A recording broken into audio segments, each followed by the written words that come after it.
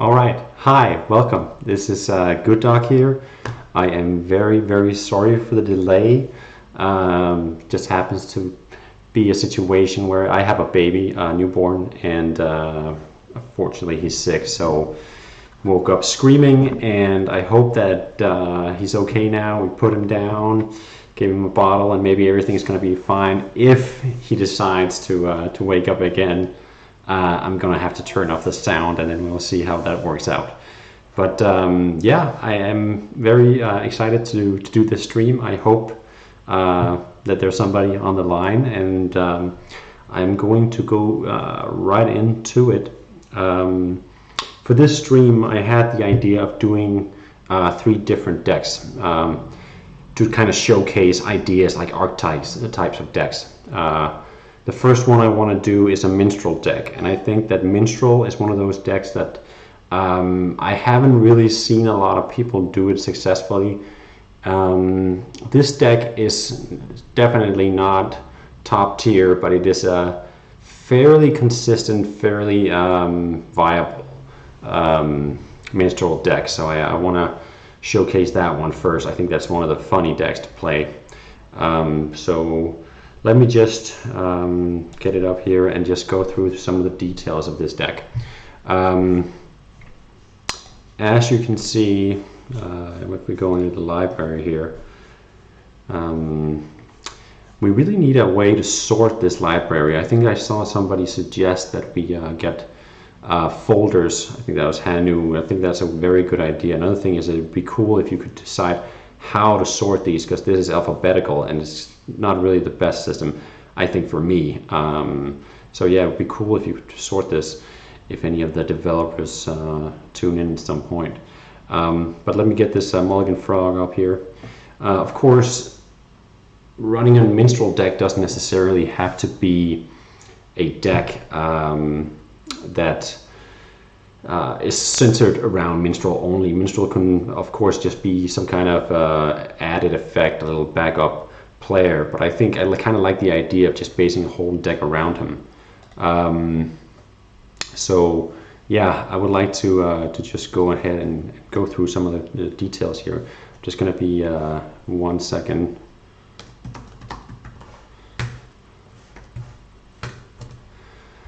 And yeah, let's go through the list, and I'll try to do the overall thoughts that are behind the building of this deck. So of course we have Minstrel, and we want to get him early on, not necessarily like in the opening hand, but we definitely want to get him rather early on. And of course the main idea is, if you want to get max effect of drawing a unit and getting +1/+1, you want to draw a lot of stuff, and a way to do that is to, of course, to draw, but of course it's also to mulligan. So what you want to do when you get Minstrel is you want to do mulligans, and for that we have a lot of different options. We have Seer's Mask, one of the best ones. We have Canny Mask. We also have Icicle. Welcome to the stream. We also have cards like, I just missed one there. There we go, the Windweave. And another 2 very important mulligans is units. We have Fortune Teller, and also, where is he?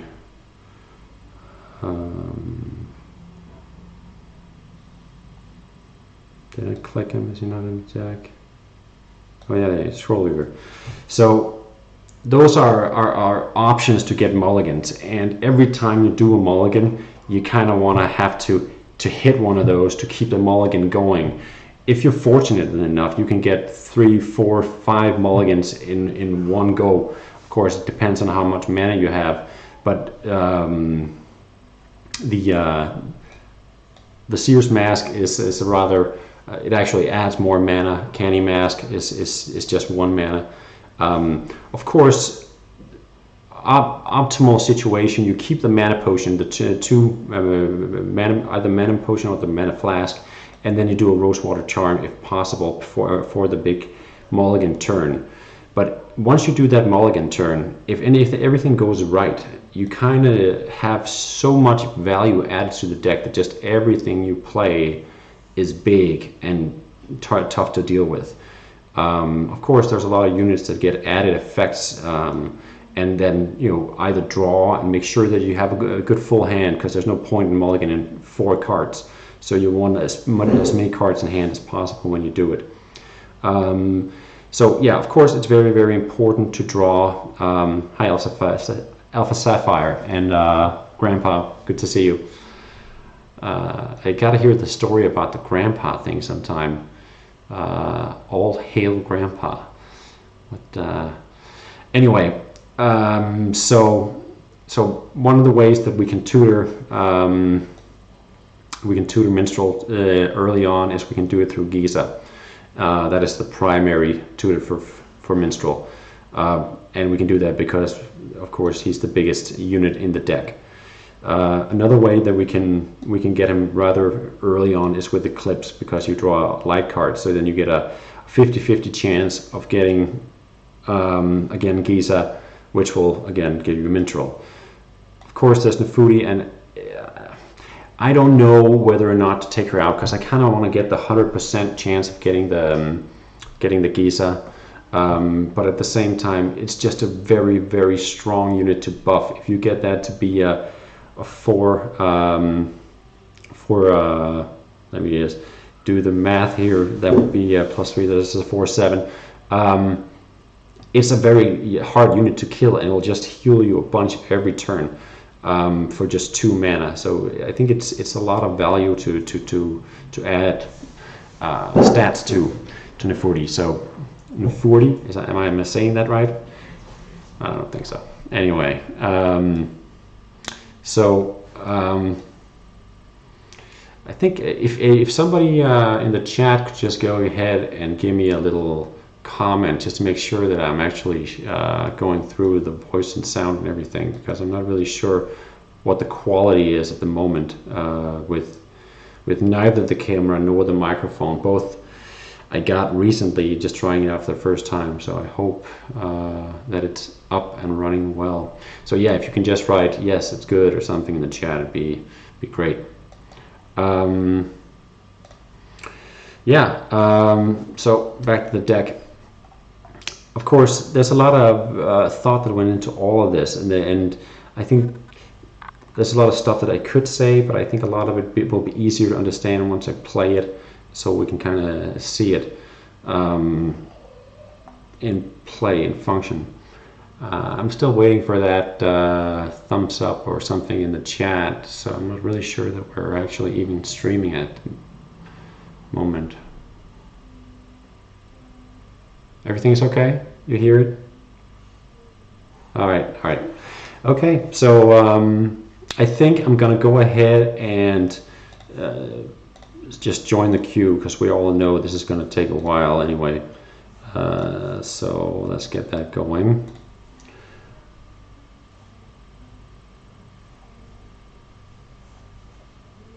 So I'm gonna scooch back to the deck and just continue talking about it. Yeah, so other things that should be said about the deck. It's a very, very effective deck once you get it's kind of mid-rangey, but it's actually also very good late game. It, of course, can struggle a little bit early. We have some good low-cost units to throw down early. Giza is just awesome for that, of course. Opal Golem, stuff like that. We also have Funeral Moon to try to kind of clear those early units. And if everything just goes terribly, then we have Doomsday, and we just, because this is not, it's very unlikely that we lose the value game. So even Doomsday is a possible way of just clearing and then restarting. But that's kind of like a last go-to. Then we also have Jar of Souls. In the optimal situation here with Jar of Souls is, of course, I play Minstrel on my turn. Then I do a bunch of mulligans. Everything is getting buffed. Then I throw down Fortune Seller. Fortune Seller, again, mulligans. Then if somehow the opponent manages to kill Minstrel and Fortune Seller, Fortune Seller is a guard, so it's a good chance they'll have to kill it anyway. So if they actually kill both of them, and maybe even Scroll Weaver, and I can go ahead and do a Jar of Souls after that. Then I get double mulligan to begin with, just for summoning those three, buffing everything, and then I'll get another mulligan once Scroll Weaver dies, if I just make sure no Fortune Teller dies once I run him into something. So yeah, this is, you get the 3 mulligans on top of everything else. I'm just gonna have to accept that. So yeah, that's the kind of the dream scenario. But even though it's a dream scenario, it happens quite often. You can set it up quite consistently, because we have another card in here, the Frozen Tomb.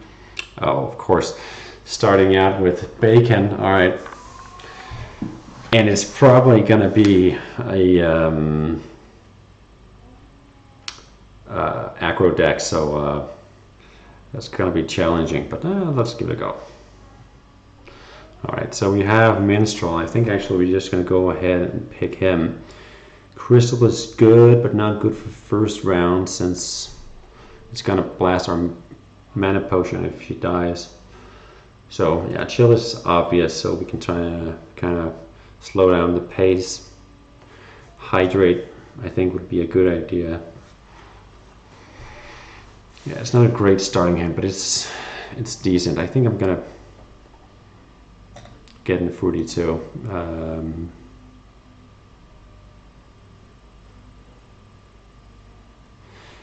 The reason why I'm not getting Crystal is because I actually I kind of want to keep the potion all the way through until I can do the Minstrel turn. So I don't want to blast it with a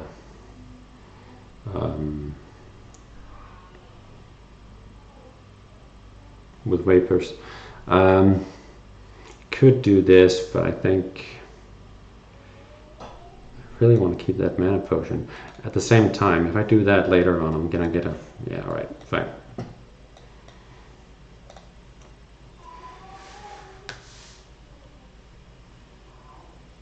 If any of you guys have any questions, please go ahead and let me know. That was not an optimal draw for that.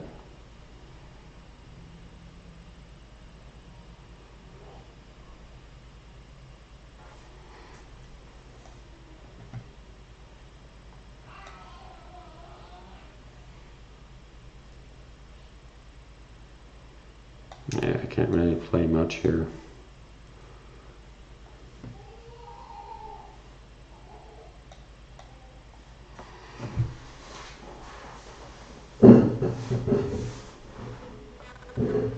It's not a terrible start. Oh, he's gonna have, yeah, I knew he's gonna have some kind of banner. Let's see what we get. Oh, terrible draw on that. I actually have quite a few good targets for this. All right, it's gonna come in pretty handy here.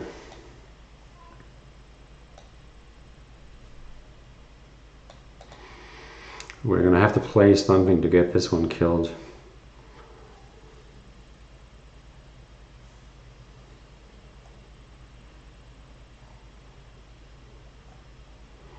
Oh, not a good round for him.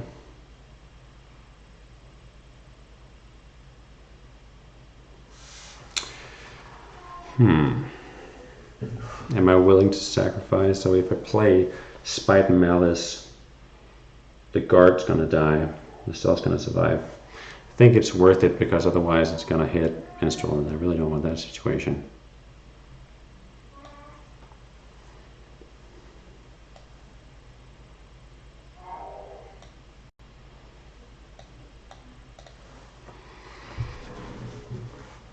This is of course sad. This is one of the very good targets for Minstrel to hit, because you get double the stats, obviously.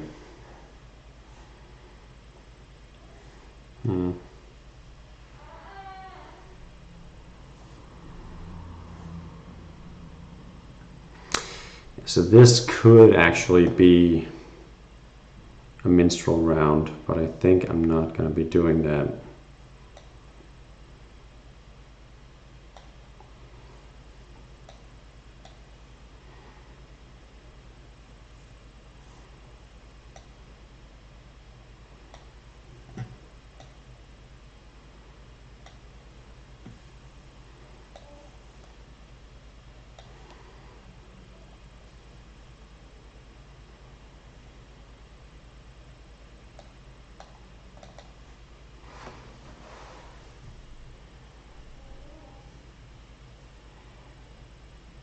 I think we're gonna do it next round if nothing else happens.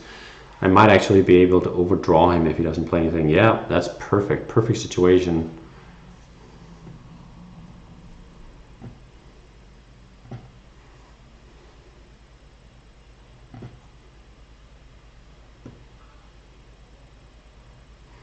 That is tempting, but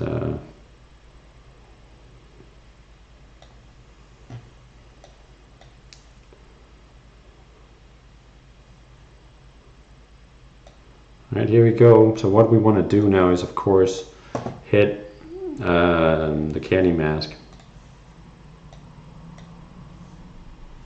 Candy Mask, come on. Nope. I didn't get that much value on that, unfortunately. You get a little extra value if we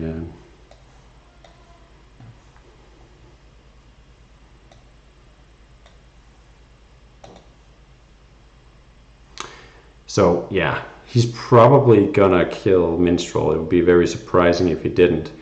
But that's not necessarily the big problem. The big problem is if he dusts it.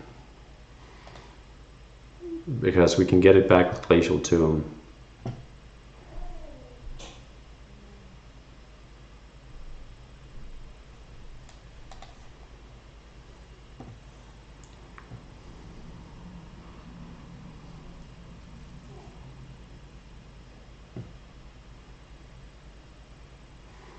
How we get it. Alright, so do I want to kill my own Minstrel here? At least he doesn't dust it.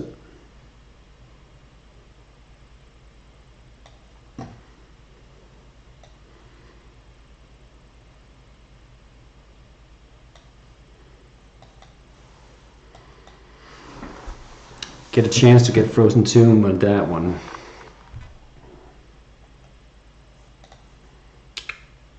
Glacial Tomb.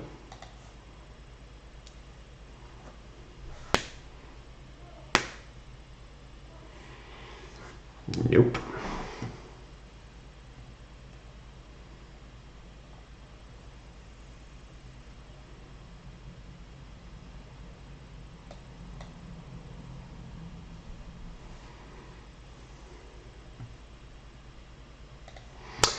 See, I can get him back now.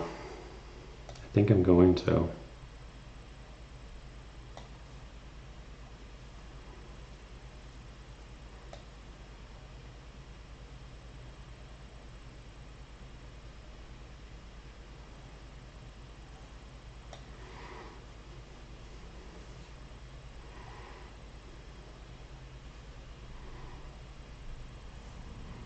All right, Glacial Tomb. So he's going to die next round, then I'm going to pull him back with that, then I'm going to probably draw with this. I think I'm going to do this so we get mana to do whatever fun stuff we want to do next round. And I want to make sure that this isn't on top so that he doesn't dust it. It's problematic, but do I want to deal with that? I think that is what we're going to try and deal with here.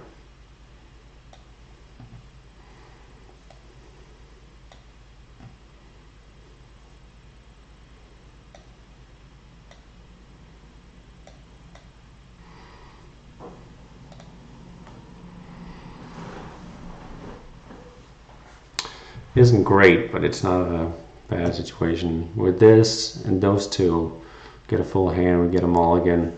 We're getting low on cards, so getting this or Scroll Weaver is not going to be that unlikely.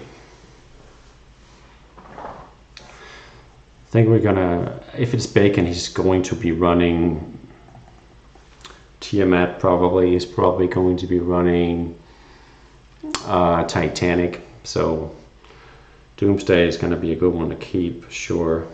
We don't really have any other answers to that, so we're going to have to simply have bigger units in our value.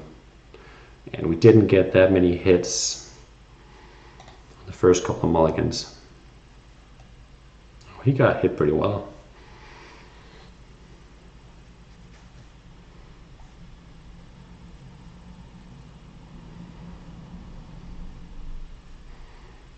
That's a pretty nice use of that and rage.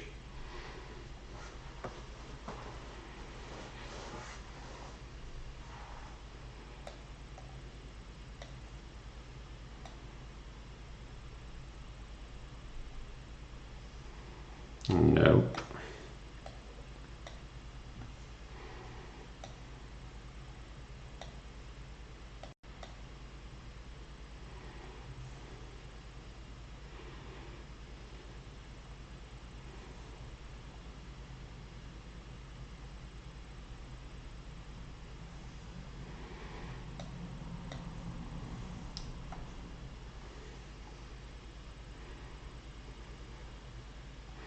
So one thing I can do is to kill this to get that extra mulligan. But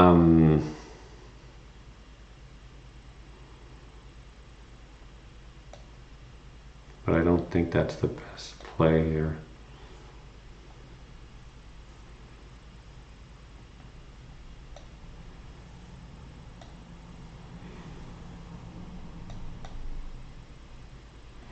Unfortunately, he doesn't have stealth. But that's pretty much as much value as we're going to get out of Minstrel. No more way. Yeah, well, we have one more way to revive him if Minstrel ends up on top.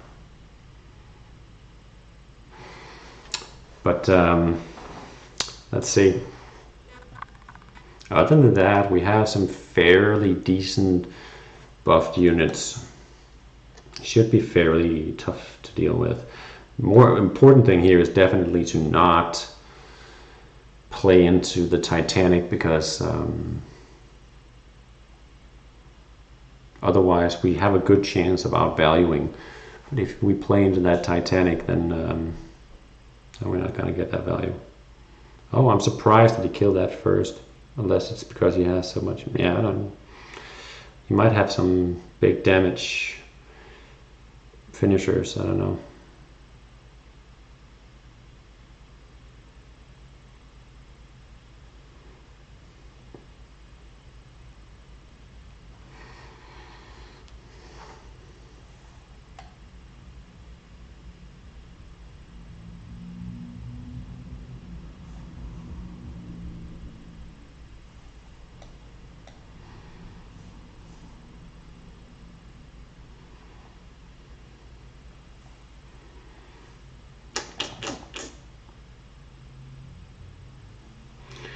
I don't like the position of that Doomsday,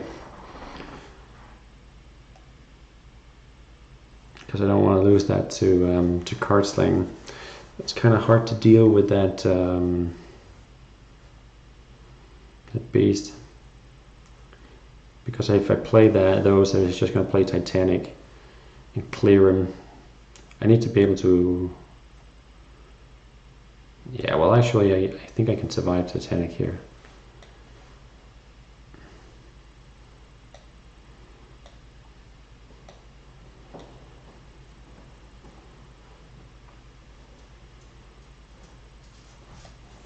I actually need to kill these.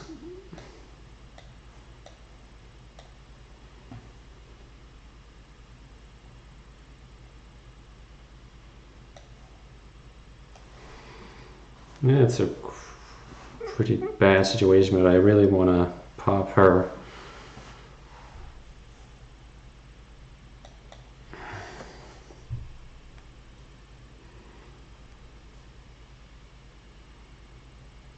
So Titanic is going to die of these two or those two, but either way he's going to at least proc that. If he plays Titanic, then he can do nothing else.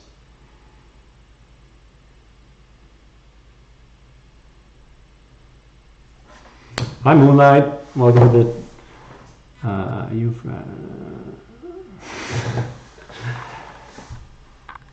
Your summon implies 100 damage might not kill the fox, yeah. True story.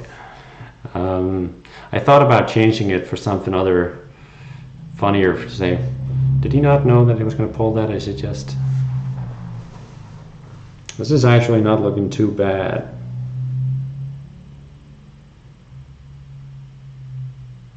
That's not really that relevant right now.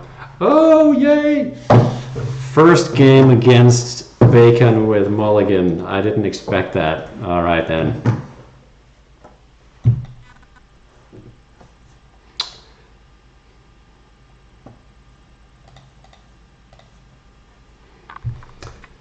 Even though he is a pesky fox, I do respect that man and his deck. I think, from the looks of it, that the deck is not quite as finely tuned as his Horic deck. I've studied Horic.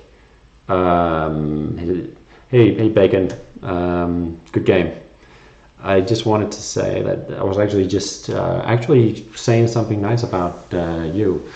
The Horic deck, after playing it quite a few times, it's very, very elegant. I really think that it's very well thought out. So yeah, I'm not going to go further into that. I'm going to give you a little more flame instead. But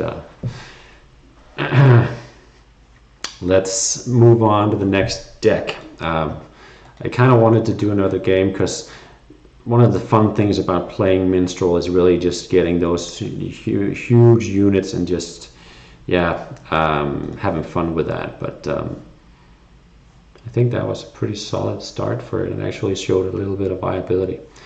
Okay, so next one on the list. A lot of people have seen this deck lately on stream. This is, I call it the Anima Shenanigans. And I see a lot of different variations of this, because this is not something completely new. And I see Alpha running a bunch of Anima combos. I see a lot of decks that utilize kind of the same idea. But so the main idea for this deck is, of course, to play Rumbo.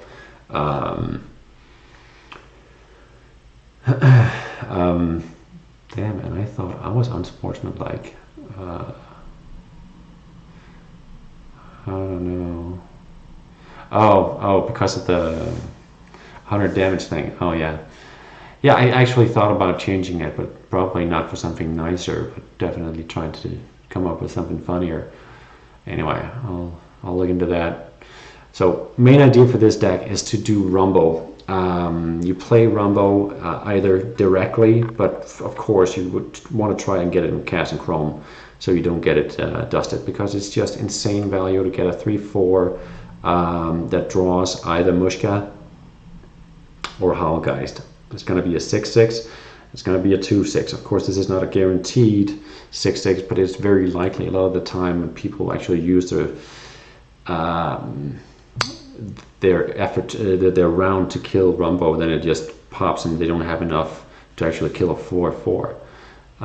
So yeah, that's one of the main things, but I've probably seen more people run similar things. Then there's the Rodent problem. Rodent problem is going to be drawing either Scooter or Ghost Duster. Optimally, Ghost Duster, because it's going to proc the Anima automatically. So you get a 6/5 with armor. Scooter is still, even though it's only a 1/2 and it doesn't proc, it's still an armor unit that gets really big, and I just like Scooter for that early game. If I get nothing else, because this doesn't have a lot of early game, it's pretty much just removal, and if there's nothing to remove, it's nice to play Scooter to just kind of get some draws out of it. Yeah. Another, if I get Rumbo straight to the hand, another great target for casting Chrome is, of course, Grunk, which will come in as a 5/2 for 2 mana. Yeah, and then of course there's a bunch of activators in the deck, and it has pretty strong late game as well. Titanic's very good for any kind of bad late game situation. You get a lot of value out of that. Dragon Mantium is almost certain to proc, because of Casting Chrome, reinforce. Geode is kind of an odd one out. I just feel like it's so strong and hard to get rid of, that 5/5 with armor. Usually just a solid unit. But if I had to cut something, it'd probably be Geode, because it doesn't really have that much point in this deck other than that. It's also a nice target for Gift of Swords. In general, Gift of Swords will hit something good in this deck. Getting Gemini, for example, with Gift of Swords, making something into 7/7. Gemini is, of course, great with any anima card, since it procs the anima automatically. Earth Rune can be used as another activator. And then Cause Wrath, good for any like usually hard decks and stuff like that you need to do a lot of dusting. Anyway, you get the point. I think I'm just going to go ahead and queue in. Let's see if we can get something fun to play against. And not more bacon, or am I gonna get even more crispy bacon tonight? Let's see about that. Please, if you guys have any questions at all, just post them in chat. I'll try to say as much as I can about it.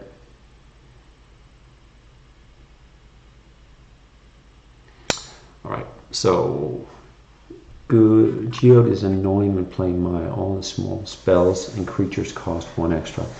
Yeah, it's a really good stall card, but the reason why I'm thinking about cutting it is because it's actually quite a lot of spells in this deck, and it's actually quite annoying for my own game as well.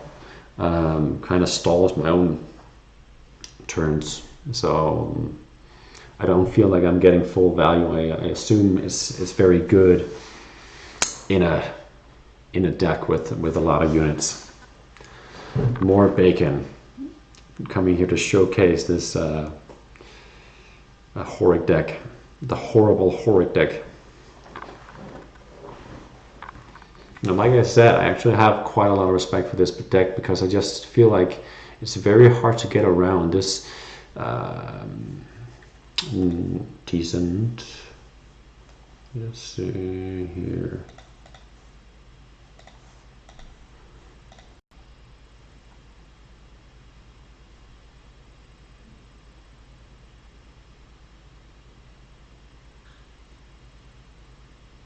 Yeah, Geode only affects spells, yeah. Let me just see here.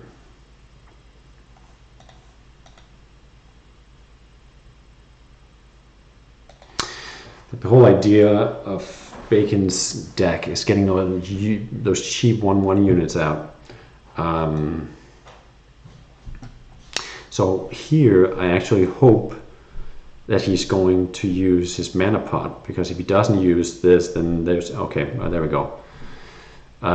Because then Rodent Problem can get Ghost Duster, and Ghost Duster will actually get value. See, I can kill this now, but it's just gonna revive itself, and then you play it on the second turn as well. I think I'm gonna do this for the stronger play.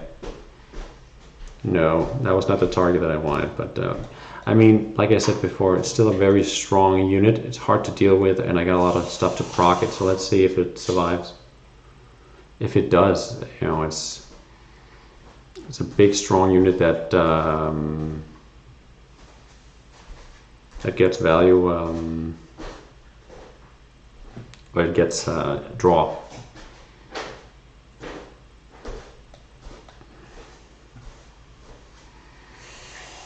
So this is going to be fairly hard to deal with at this point.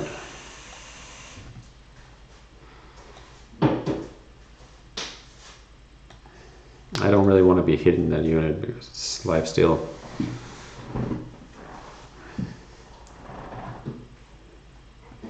So yeah, would be great to get Force Field now, because then it has some, you know, the Savage Garden combo is just very, very strong early.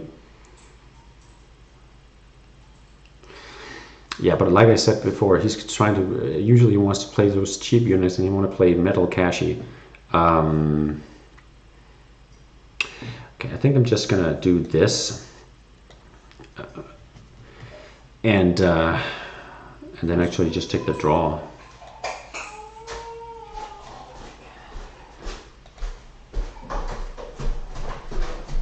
I know he's gonna beat me if this goes to late game. So, oh, the baby is up. Let me know if this is too much noise, and I'll turn that off. The sound. All right, so there's a few options here. I kind of don't want to do these because I know he has so many big units that I want to save them for. This is of course an option. I think I'm going to do this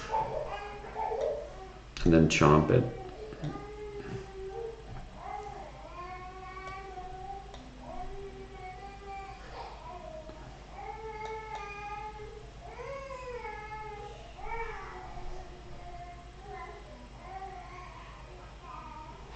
Yeah, so he wants to play Metal Cashew. He wants to get that early, what's his face? The unit that gives you armor. And then, of course, there's a good chance that somebody is going to remove that. But that doesn't actually matter if you have units. You know, if you chain it, then you still get like Crystal or other units, Violet, that will get some kind of pot onto him, and then he's going to remove the chains, and then it'll still be effective because that's how it works now. Okay, so obviously I want to kill that dude without giving him. Again, I think I'm going to have to do this to. Let me just see. Is there any other good plays here?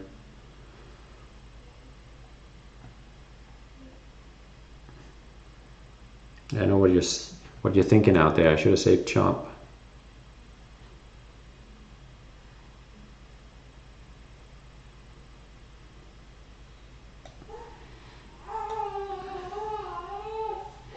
Okay, let me just see here. Well, like light force field. Yeah, okay. So I don't want to play this because I get force field now and then I can't actually use it. Yeah, not a great round, I have to say.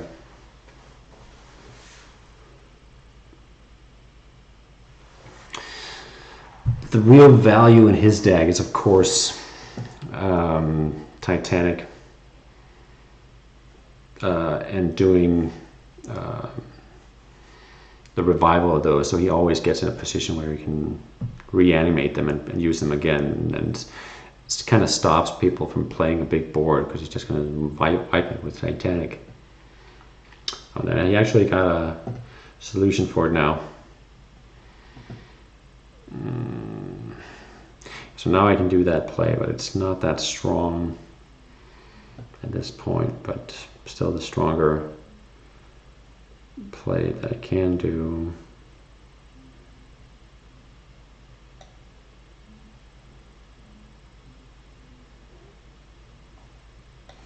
What do I get with dark? I get mutate. Like, while I can kill that, it's going to be too much mana. I'm really not getting a great curve here.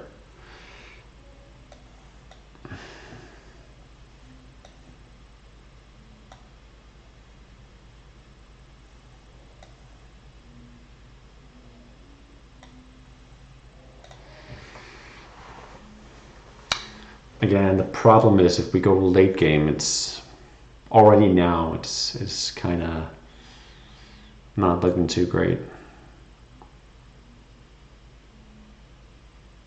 Best option for that is definitely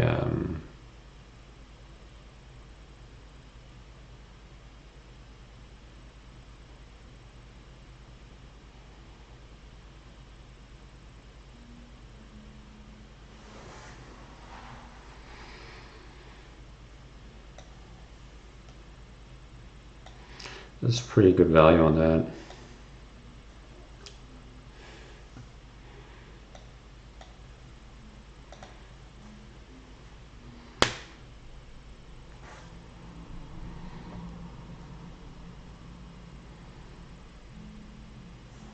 Round 9. Dragomantium.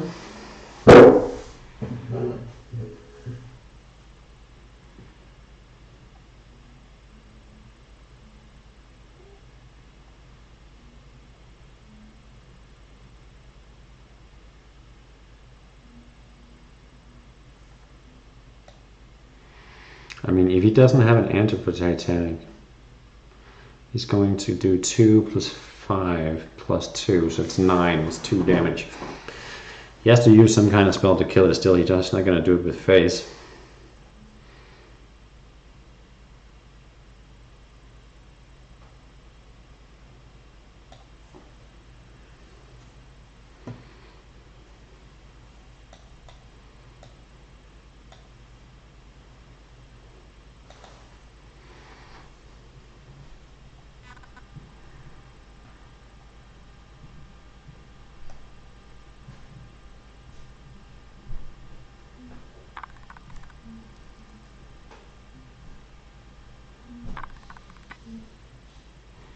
He's doing a lot of fireballs for late.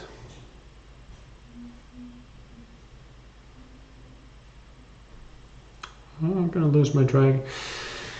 Crown and pound.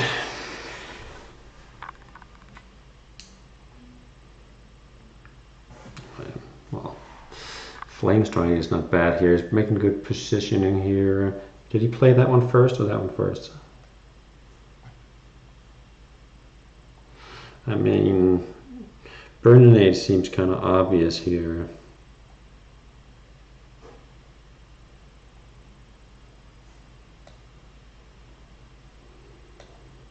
See, I could play him and buff him, but I kind of want to do Armor Duster because he's...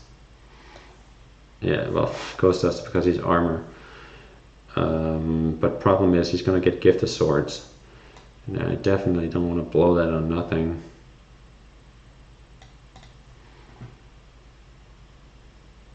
And I have to kill something first.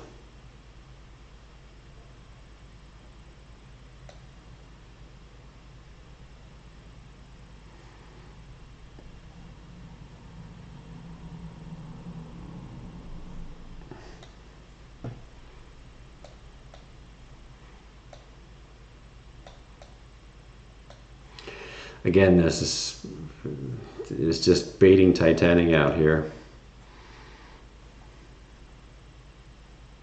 If he has it, then very good answer for this. I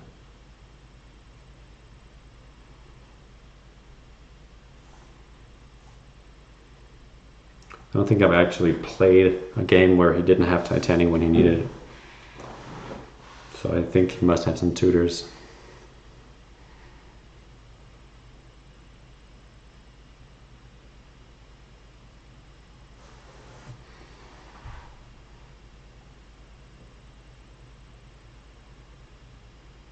He's going to get a lot of fireballs, but that's, at this point, this is not really going to matter much. Yeah, that's a really nice clear for that.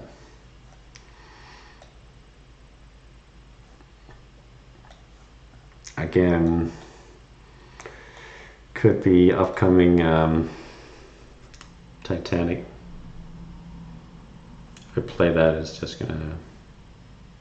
Yeah, there we go.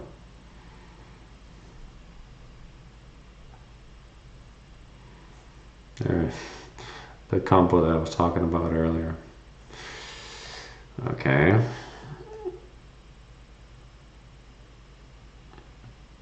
It's kind of funny how the main idea of this deck is to get Cast and Chrome or Rumbo. I don't really get any of that.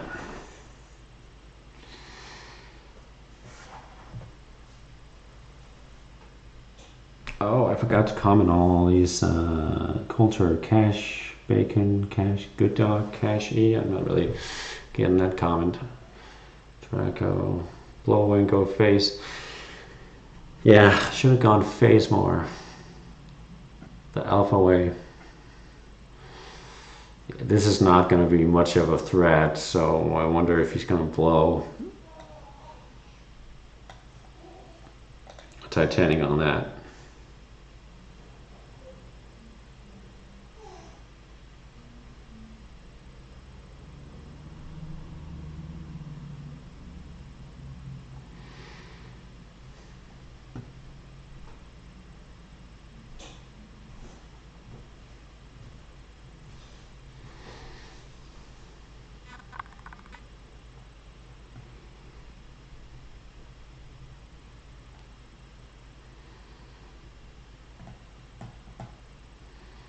I mean, I might as well use I can't use it on Dragomantium, and I don't think he has any very obvious other.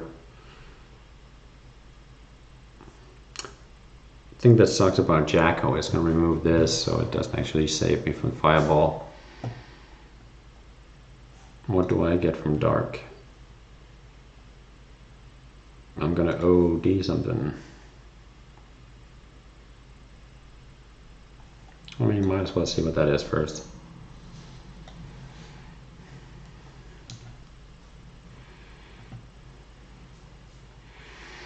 Bone Mask. He's not low enough for that to be relevant, but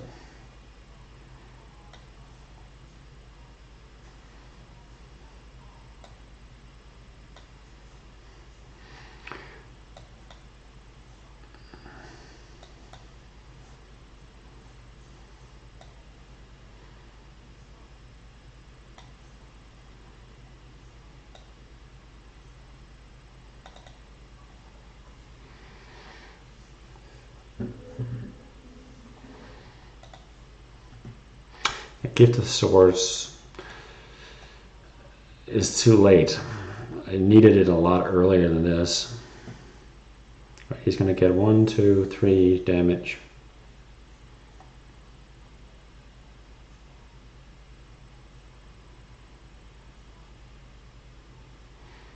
More? Yeah. Alright, GG. Yeah, I had to refill my hand earlier and keep up the pressure, but since I lost kind of pace there, but yeah, I think you got the main idea of the deck. But GG. I can't say I'm surprised that I lost to that deck, but well played as always. Okay. So I guess we're moving on to the next deck.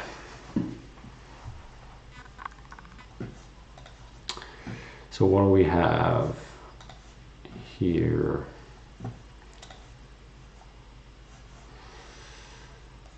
This one.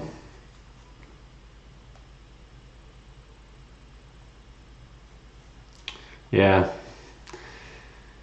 Yeah, I think really I have an aggro deck. I think I'd like to try against that deck at some point because it needs to be a lot faster than this, or it needs to be like insane late game, but that's for another day. Why do we always get these follower butts? I don't know how we can avoid that. AlphaSapphireX are always quick to ban though.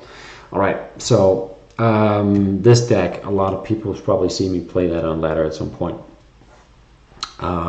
It's similar to the tournament deck that I did. Main idea here is Puppet Master. You want to get him as early as possible. There's a bunch of tutors, and you can also get him with Casting Chrome.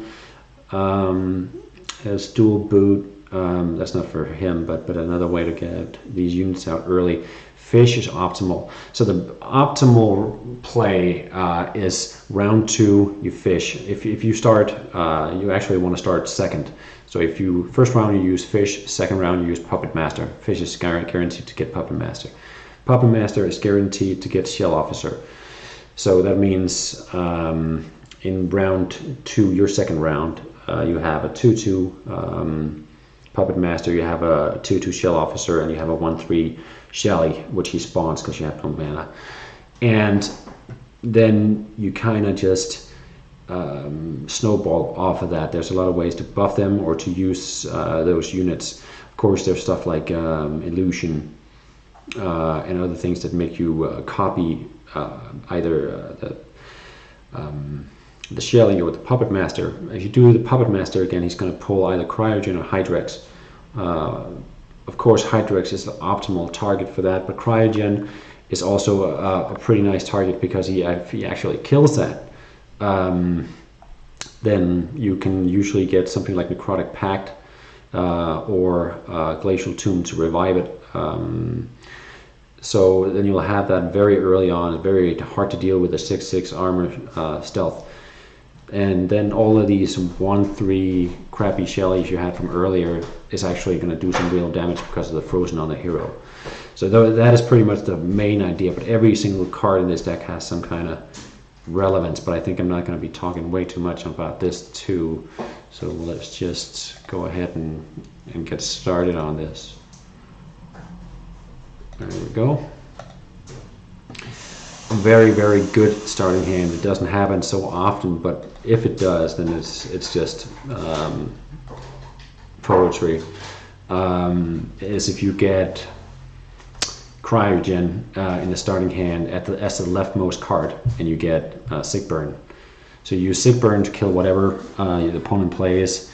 Then you do the Master of Puppets, get the Shelly in, and then you sacrifice the Shelly for the Cryogen,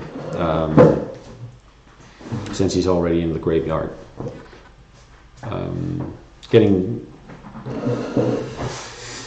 I think I played this guy earlier today, but I think he's new. He played some decent stuff, so he's not completely new. Either he net decked that or... Alright, so we want to get Fish, and now we actually don't need Puppet Master because we're guaranteed to get him.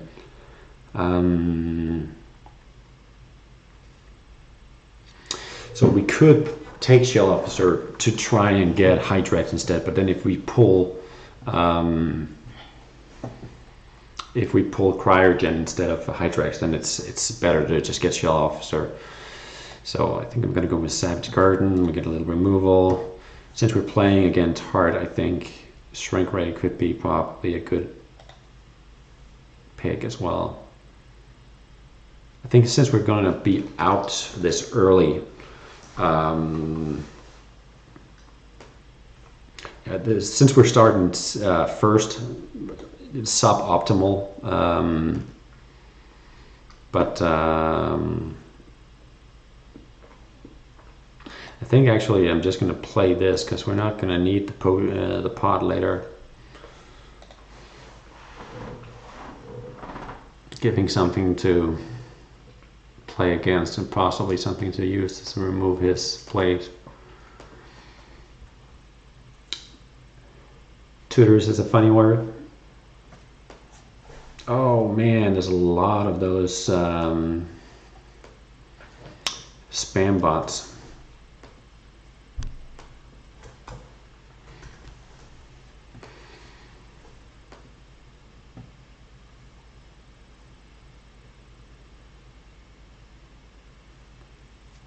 That's a pretty decent round one for him too. Of course, this deck has the I was going to say combo, but it doesn't actually have a combo with this.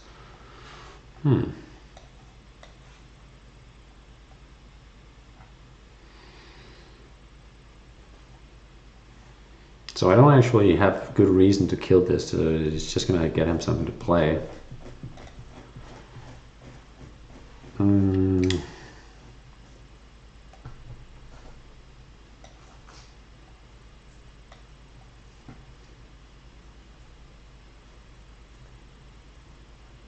But I think I want to at least have the option to kill that next round.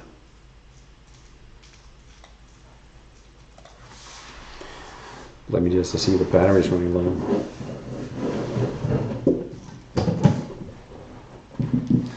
Here we go. See, that's actually pretty bad because that will be able to kill Shelly because it's a 3 cost. I think actually this is necessary for this round.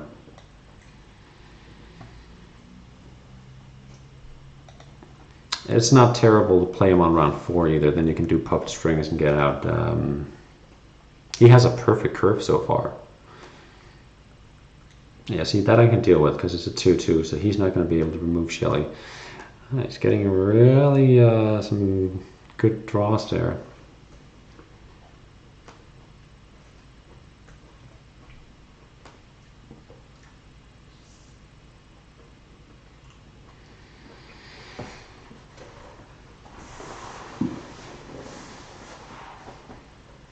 So this is going to be buffed to a 3/3.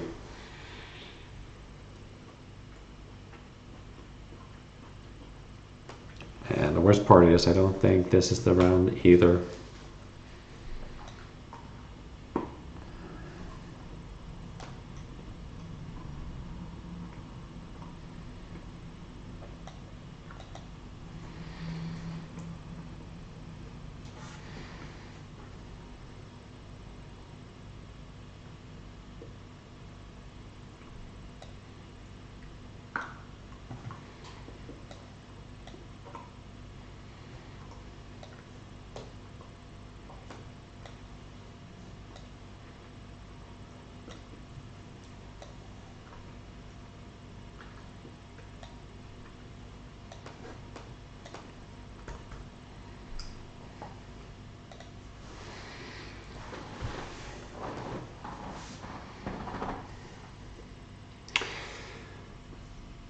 So this is not terrible because then I'll play Chrome as Sulforge, getting out in that way instead,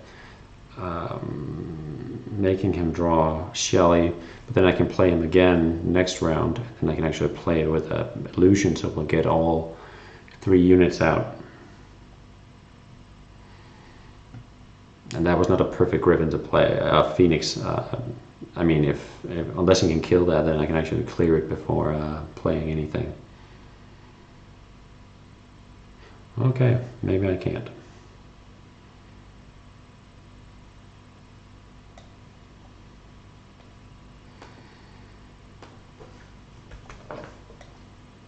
See, that's the activator for Blossom I was talking about earlier.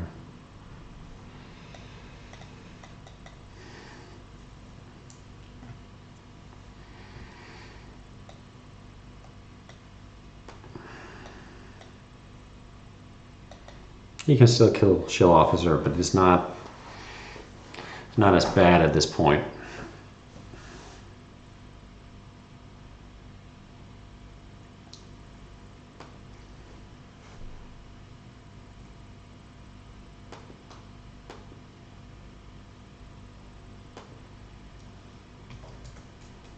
Yeah, it's a strong opening, so that's kind of slowed the whole thing, but it's, if you don't set it up right, it doesn't really matter. Yeah, that's actually a pretty strong draw as well.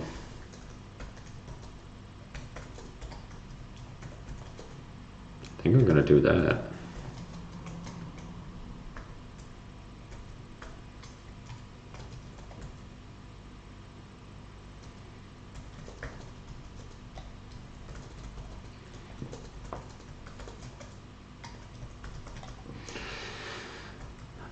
Durst is very interesting in this deck because pretty much everything you play is armor, so it's just very hard to deal with all those armor units.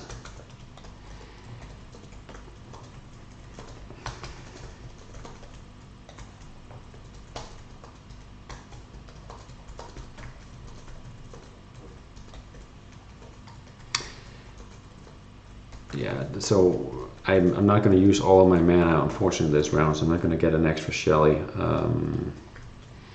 But I think I'm just going to go and have to live with that. I don't want to burn this.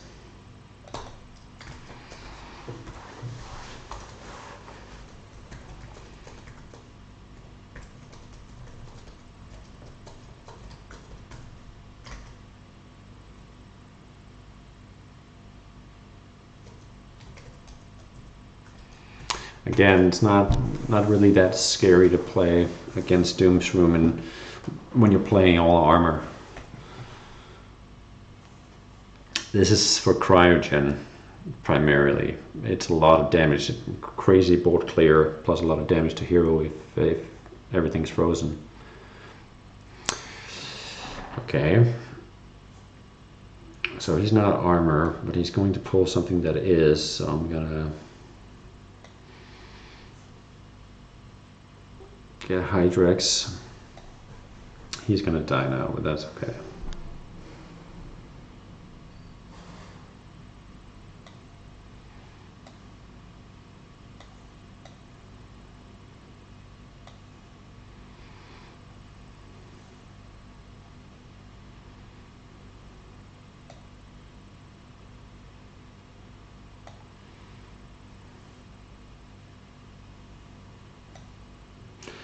I kind of want to get that cryogen out.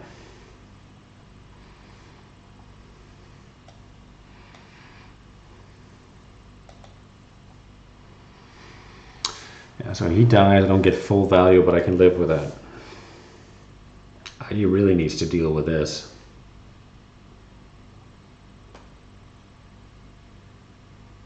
Otherwise, he's in trouble. I think it's lethal.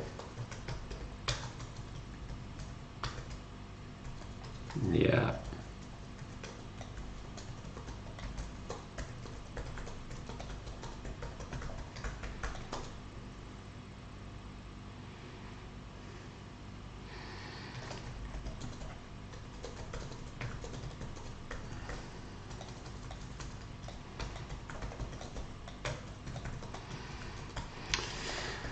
All right, GG. It wasn't as fast as I wanted it to be, but it needs to be set out right, because it's just it's not going to work if you play it into a board. But still, it's pretty solid start. Anyway, so.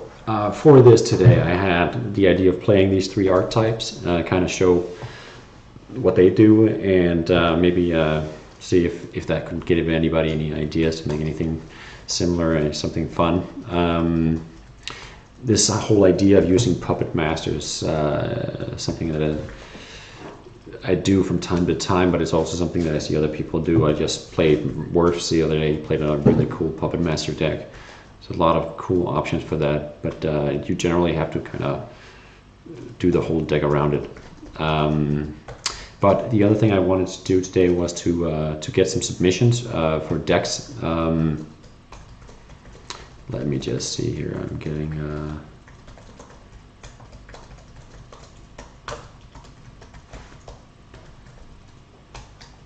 comment here, chat.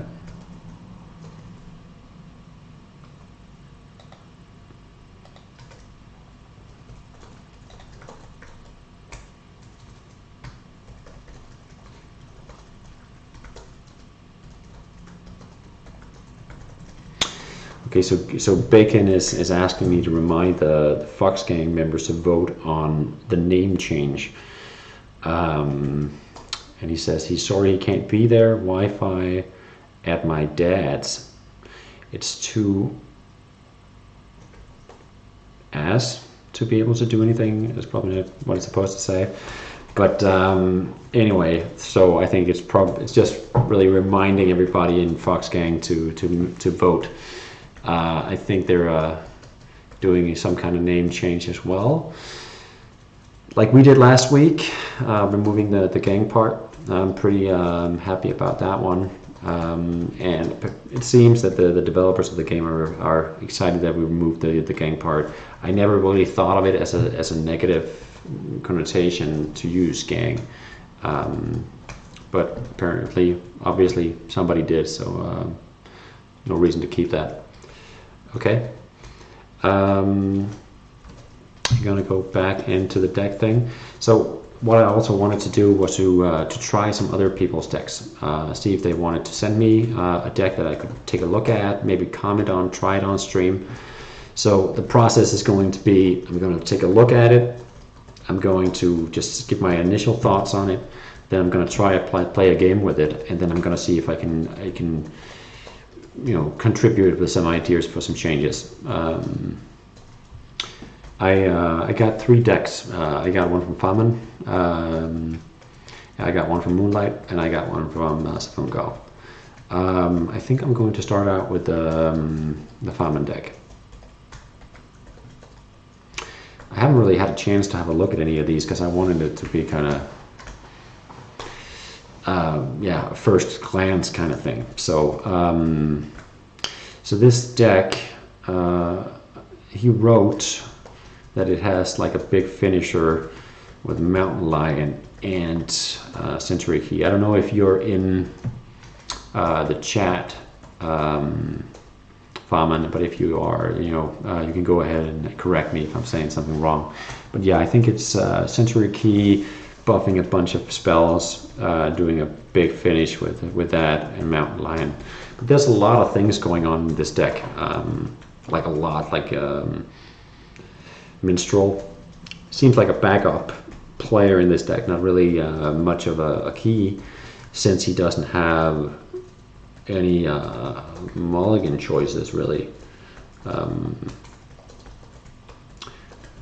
Minstrel also has Drum Up, which draws 1, 2, and 3 costs, and that might be one of the reasons, just for pure value with this. In that case, this is like a very late game deck. There's some obvious choices for the Century Key, like you can pop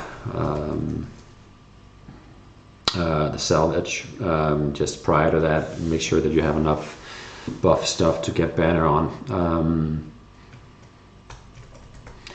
CGI Kinsu, again making this more of a late game deck, a way to survive the first onslaught. Totem in the deck, I thought about playing Totem quite a few times, because it just got buffed in the last patch. A lot of value, 3, 3 for 5 with banner and guard, and then you almost guaranteed to get those 3/1 costs. Let's see what we get with that.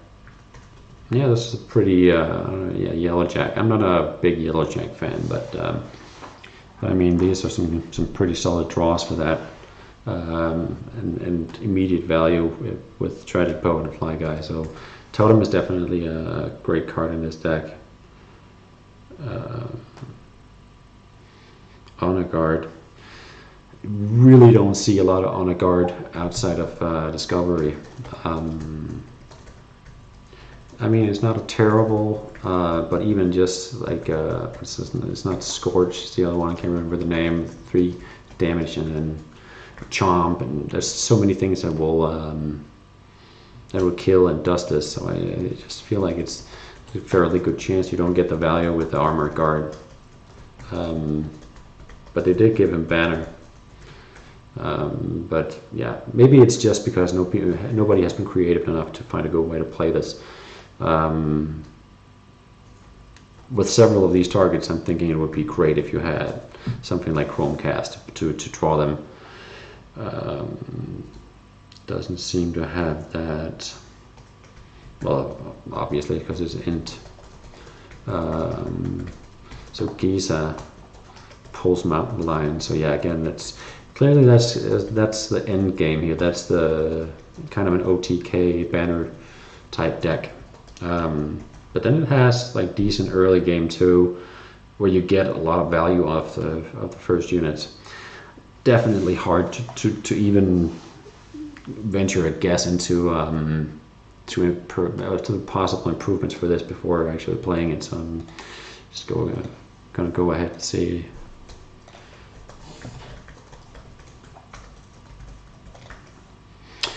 See how it goes.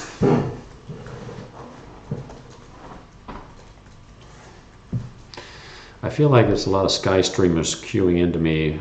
Otherwise, it's weird that the queue is very active right now. It's almost surprisingly active. Oh, the Crypto Gamer.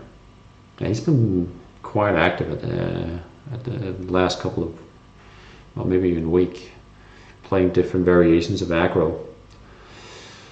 Personally, I think aggro is Alpha. I'm sorry, but I think aggro is actually very strong right now. Some of the strongest cards decks in the meta is Fox decks and of course my decks, and even Mono Agility is very good at this time. All right, what do we got here? We have Treasure Chest, fairly good. Tragic Poet can be good for dealing with early aggression. Fury Mask is a little strange in this deck since it's not an aggro deck, and I feel like it's kind of misplaced. That could be a possible change. Take Root could be good. Problematic because you don't really have a good way to remove it, but I don't see even better pick right now. And then Eradicate. Eradicate will be good if we get some barrier units early on to defend. Yeah, best case scenario is if we can just survive the onslaught. Yeah, see, that's actually the exact thought that I have. That's what we need to eradicate.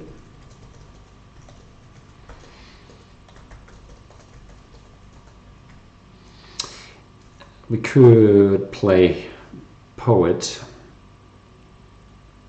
banner kill that one, and he's going to kill the Poet, and those actually all get lowered cost, which is a fairly decent, but then it's around, it's going to be a 2-1. Yeah, it's going to be, yeah, it's a pretty sweet curve, so I think I'm going to do it actually.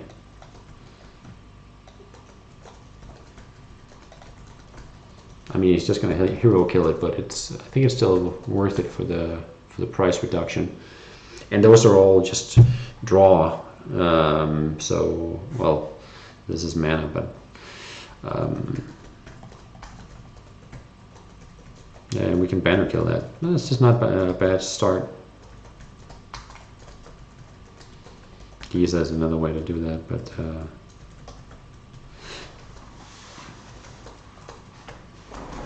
that's actually two good options, but I think Giza is not that important right now because Mountain Lion is not really what we want at this point. So I think I'm gonna get that banner, kill the guy, and then take root.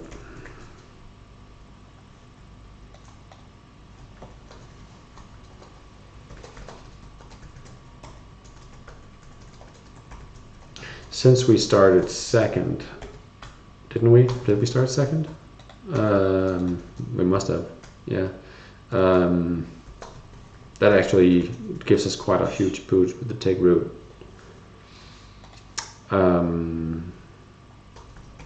Did he just pass the turn? Okay, he floated 3 mana with a mono agility. That's top spot, really top spot.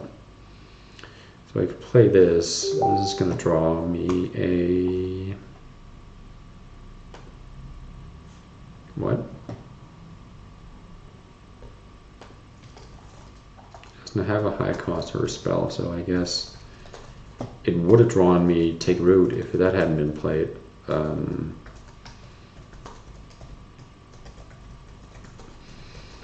don't see much point in playing that right now, so let's just...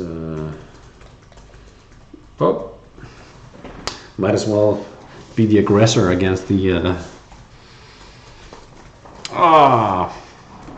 kind of illustrates my point from earlier. I just think there are so many options for killing that, but that was a very nice, probably the best draw for Supersonic.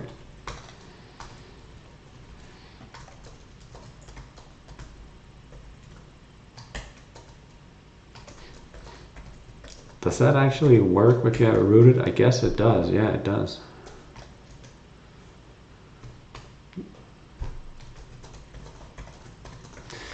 Chain Golem is another very unusual card. Gives you here a chain toss. I mean, that will remove this, but it'll kill, die instantly. I think I'm gonna do this and then, oh, the banner is not gonna be useful.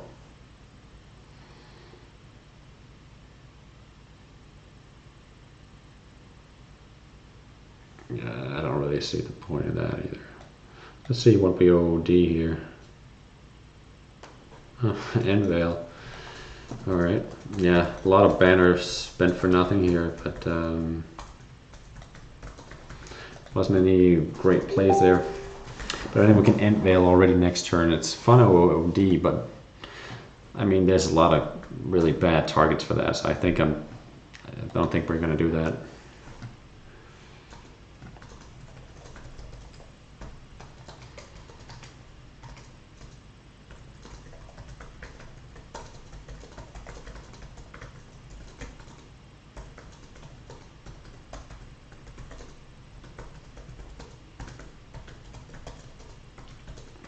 give a target chain, so you can actually chain myself.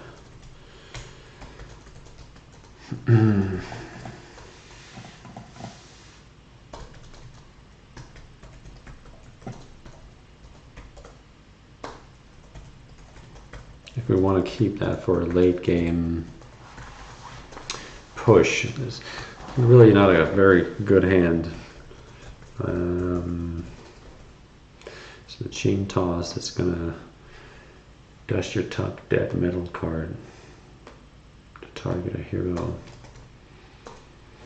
Yeah, it's kind of used. I think I'm gonna roll the dice here. I don't really see any better plays. Yeah, those were not great draws. That's a really bad round.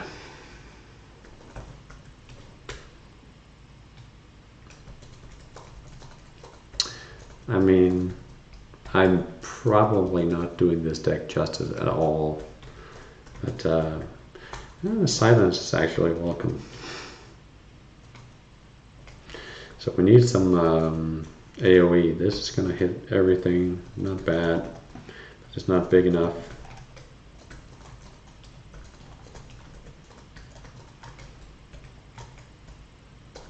Salvage. Yeah, it's definitely a tough spot here.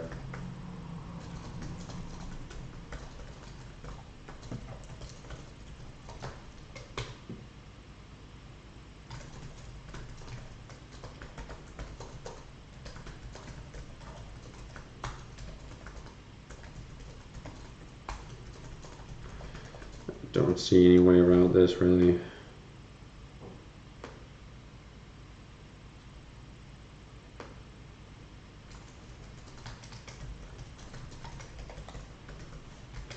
See again, give target chains. Yeah, there's no other, even if I really want to give change here.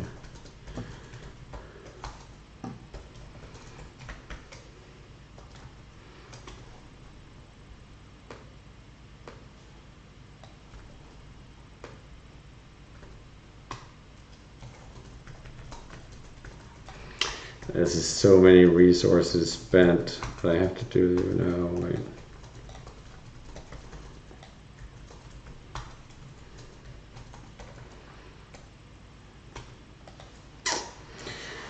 Also not. I don't really see any good play that turn either. I was just thinking, is he going to float 7 and 7 mana?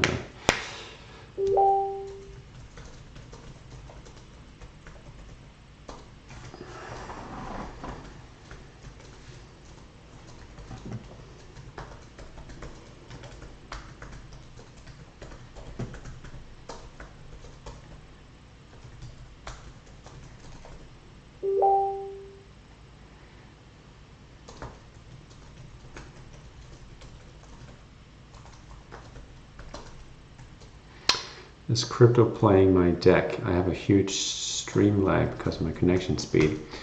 I think it's very likely. I don't want to say anything, but I mean, I've played crypto games for quite a few times in the last couple of days, and every time he's either played one of my decks or Alpha's decks, or so yes, it's likely that it's a copied deck.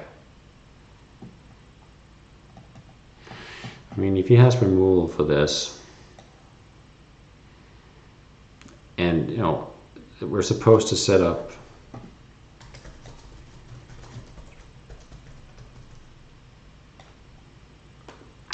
this play, but I don't really see a good way of doing that.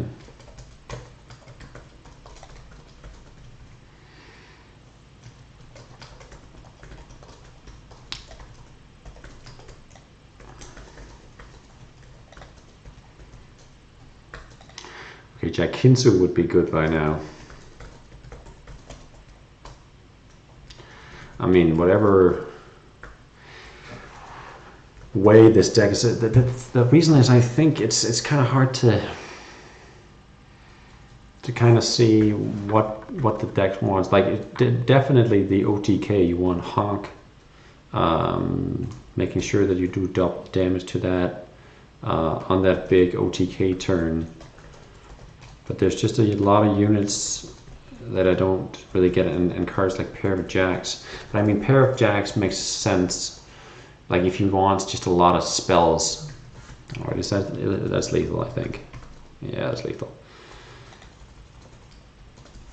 Yeah, it's lethal.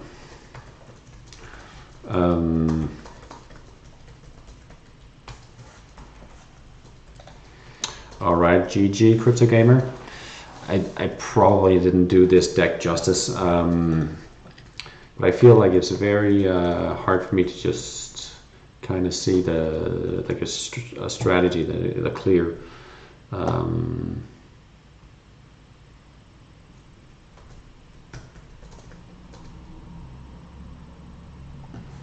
Let's just look at it here again.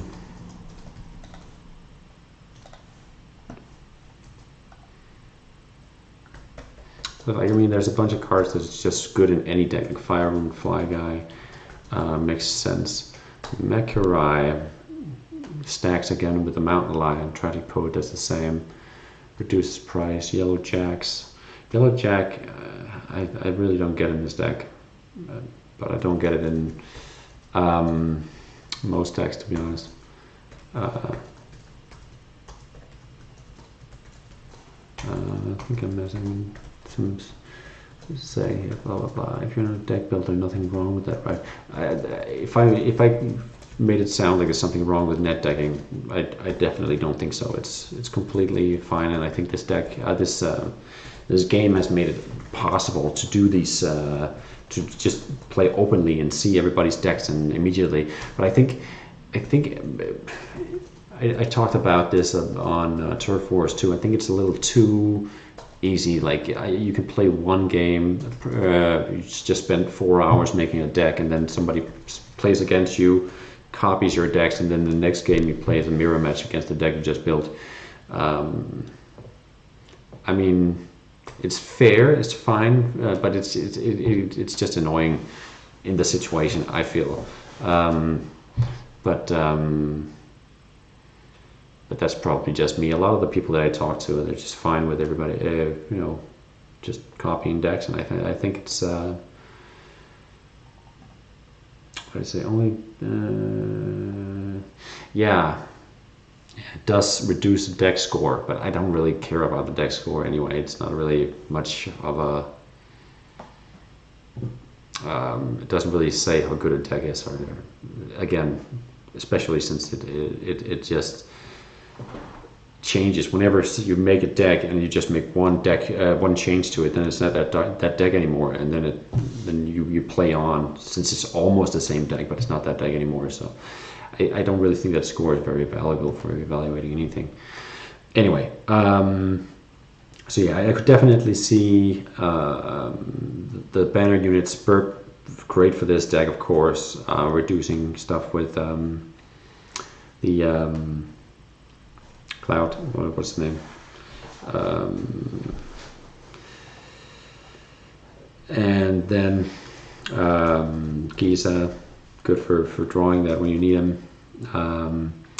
Shredder is another card I don't really see much reason to put in this deck. It makes, I guess it's for early removal, but I just think there's better units for that, better spells for that. And why add a unit if you can get a spell to use for Sensory Key? Whisk Away, brilliant card. Tutor makes sense. Take Root, I feel like Take Root it needs more stuff that will clear it away. Of course, there's a bunch of chain stuff, but I don't really like the chain golem in here either. I think it doesn't give you a lot of option, and the chains, it might be for Dragon Managing or something, but I just think it's effective enough. Fury Mask, definitely not a card that I see in this deck, because there's not going to be a lot of units to buff. Honk makes perfect sense. Imposter. Imposter is really just a great card in general, so I don't see a problem with that. I don't see a specific reason to add it either, but it's good. Deep Cut, I don't love it in this deck.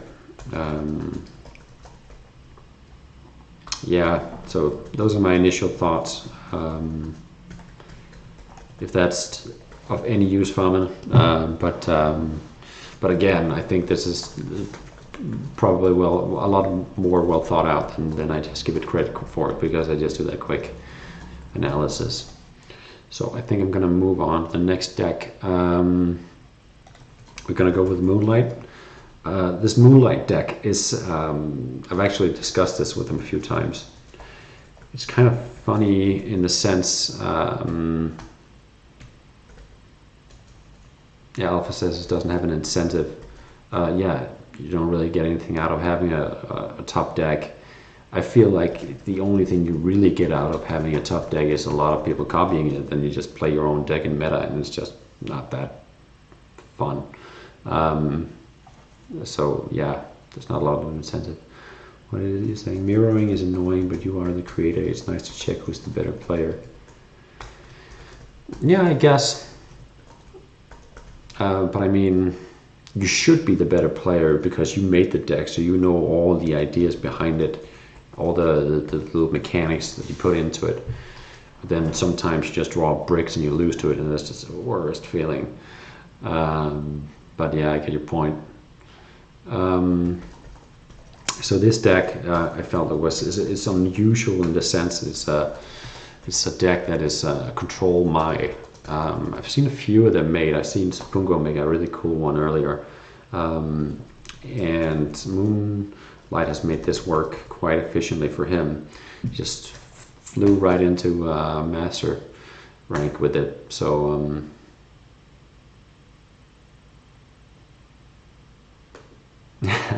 yeah, Faman, I actually just finished playing your deck. I guess you can watch the VOD tomorrow, or just later today. You can see it on Twitch. I struggle with it a little bit, to be honest. I don't know what I guess aggro could be a problem for it, and I felt I played against an aggro deck, and that was it didn't go too well for me. I did a few suggestions on changes. You can see that and see if that has any value to it. But yeah, so I moved on to this deck by Moonlight, and it's a my control deck, and it has a lot of fun kind of interactions. But I think one of the primary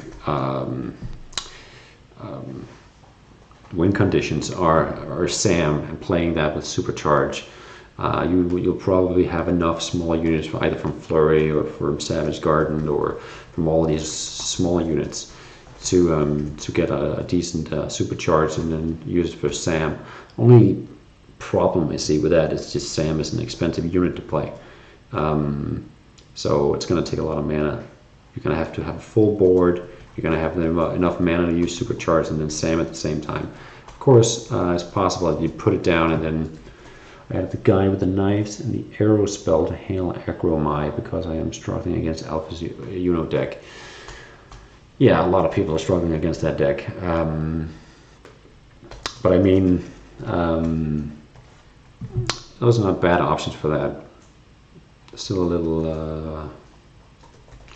they're a little aggro in themselves, but I think it's we had this discussion before. It's then you add a little more early game, but then you kind of lose some of that long-term value. But I think it can do that, because I just see a lot of value in this deck. Stuff that like Hive and Gemini. Gemini has a lot of great targets in this deck. There's Cryogen. If you get Cryogen off, obviously Supercharge is going to be crazy, alone or with Sam. I don't know if I love Great Gusto in this deck, actually. But I mean, it's a good card, generally, but I'm not sure that it really fits the deck as I'm seeing it. Let me see what the fun is. I found that my list gets really clunky when it goes first, but performs notably better when playing second. Aside from that, it does tend to break a little. I felt it did, but there's a lot of draw in that deck, and I didn't really get those draw cards, so I actually ended up with very few options. A little refining will help it pump out damage at a steadier pace.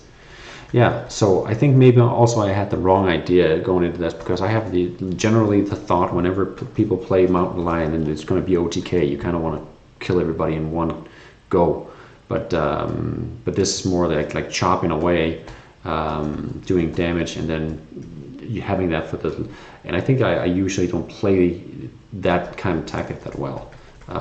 But I know a lot of people are playing that kind of banner, just smashing all the time, and then just a big run with the Mountain Lion at the end. I know Bronk does a really good Zoe aggro banner deck. Yeah, so they're definitely viable, but it has to be the right player playing it, I guess. Yeah, so back to this deck. Has some great removals, great Gusto's Retort. I haven't actually used that myself, but I think I've seen a lot of people play it, and I mean 8 damage to it will pretty much kill a single target. So that's almost like a mortal blow, and then it'll silence everything else. So it's a good card. It's definitely viable in a lot of decks, and at the moment there's just so many death effects and stuff that you would want to silence. So yeah, it makes sense. Hurricane, great, one of the best removals in the game, I think, which is really one of the reasons to play my control. Actually getting agility into to control, I think, makes very good sense to play Hurricane. Yeah, Andromeda is another one of those. Andromeda is underrated, I think. I mean, the effect is something in itself, but the 4 mana and then you get a 3 damage spell, which is immediately buffed, so it's a 4 damage spell. So for 6 mana you get a 4 removal, which will clear banner units as well, and then a 4/2 that does extra damage and has armor. So I think it's underrated. I don't actually play it a lot myself because I don't have a lot of decks where it makes sense, but great card. All right. Without commenting anymore, I think I'm just going to go into it. I see you play cross-reference.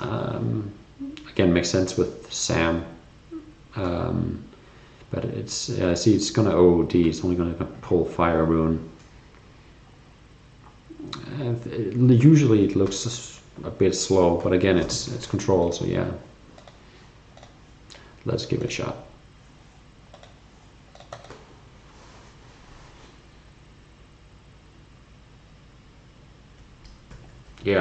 Yeah, what you said, the deck tries to be aggro with Mountain Lion serving as a capstone to make your last lunch.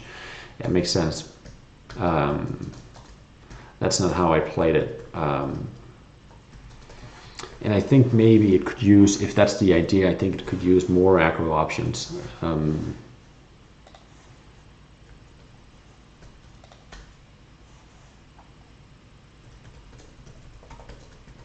I threw it out in my last version. What did you throw out?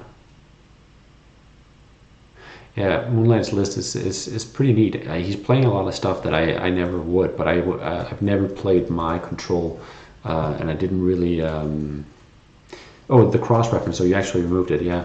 Yeah, I've seen a lot of the games that we played, you just kind of lost momentum, pace when you played it, and it just seems a little awkward, not really giving you that value you need.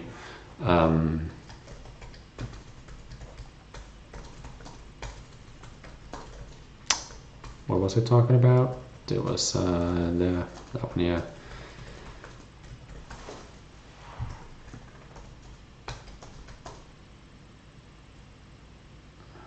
Yeah, I said earlier, I think Yellow Jack is not really enough value, in my opinion. I think I would take that out. Same with Shredder. I think it's missing some of those great early removals like Backstab. I almost put that in any agility deck. It's just such a strong removal. Grim Reprisal, another awesome removal. I would play that in pretty much any agility deck as well. I think Hydrate could even work in this deck. It's very important that you have a full hand.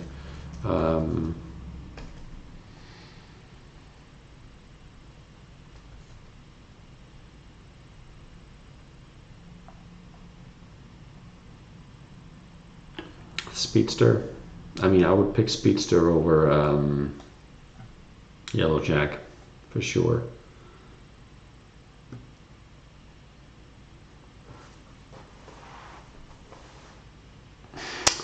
Reading Alpha.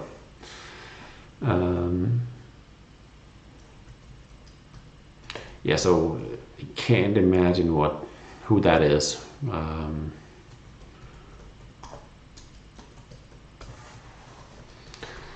just see here.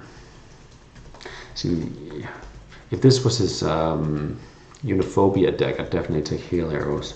But since this deck is going to be a lot more single targets, I think Lightning Veil is kind of given either way. But that would be very good. Shrink Ray is another. Defragment is not going to be good because it's going to be units that are small cost, but a lot of value because they trigger anima and stuff. I think this is the way to go.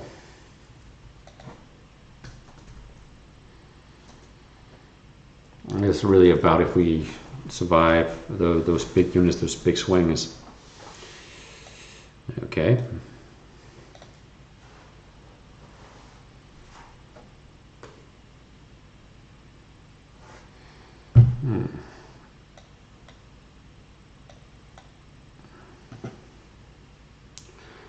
Might as well put a little hurt on him.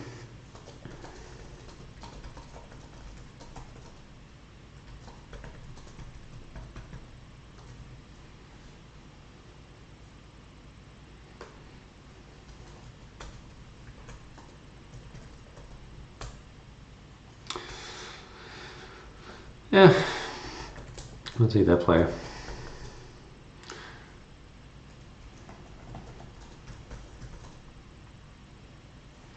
Enemies keywords. So, do we want to play this now? I mean, this is not an aggro deck, so it's not going to matter much. Could play this into nothing and just like he just got a bunch of units reduced to just play something here. It'll slow him down a bit.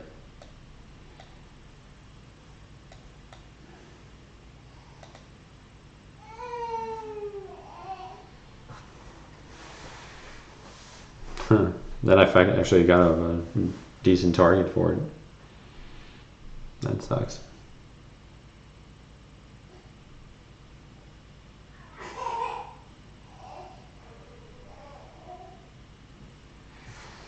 So is he gonna kill it or not? It'd be good for us if he doesn't. If he does, yeah.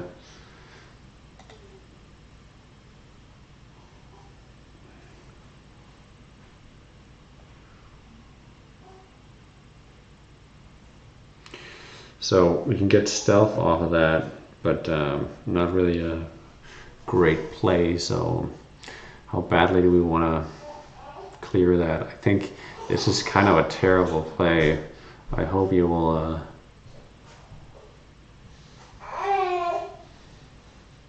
okay, baby's up. Sorry if that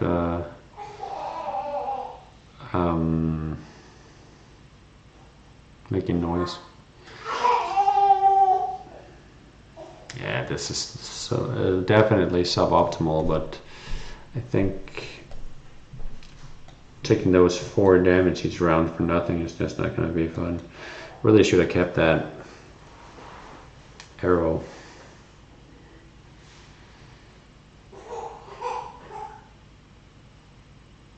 Oh, it put the silence on before, so it doesn't actually proc.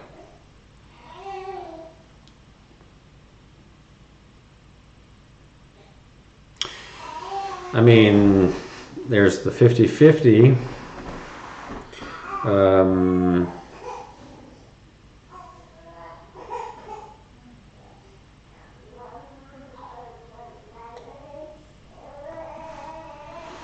Is that what we want to do?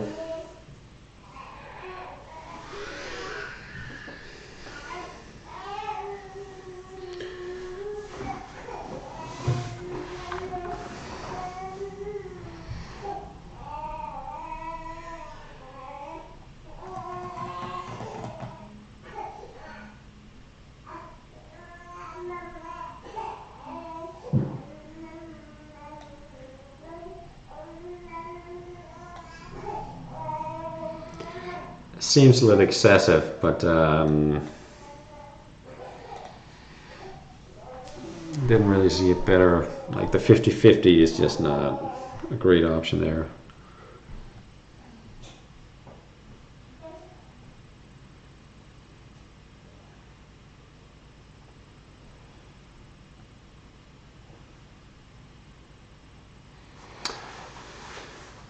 So,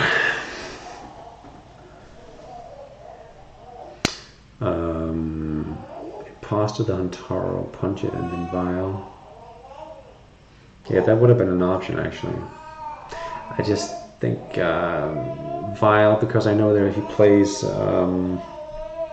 Rombo in this deck, and it would just be a very, very important target for this.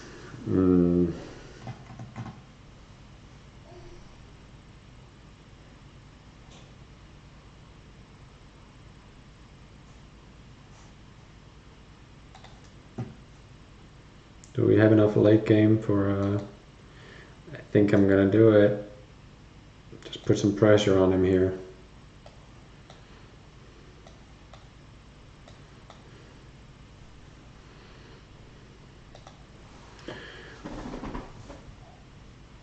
He definitely needs to deal with that. Yeah, see that Rombo comes down here. Pretty happy about my choice to say this.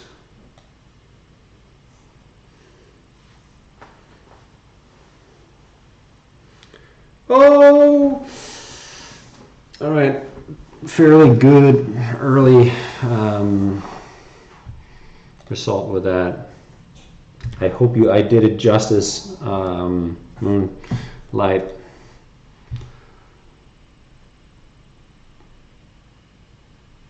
We do have Shrink Ray, but in situations like that, I've seen him play the specific combo. Like he plays it with Shroud on it, or something else that will Shroud or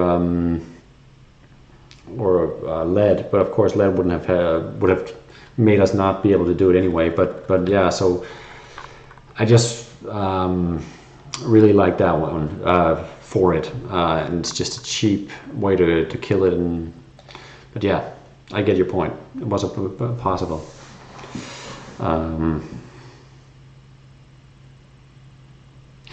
All right. You didn't see it coming? No. I played Alpha with playing that deck quite a few times.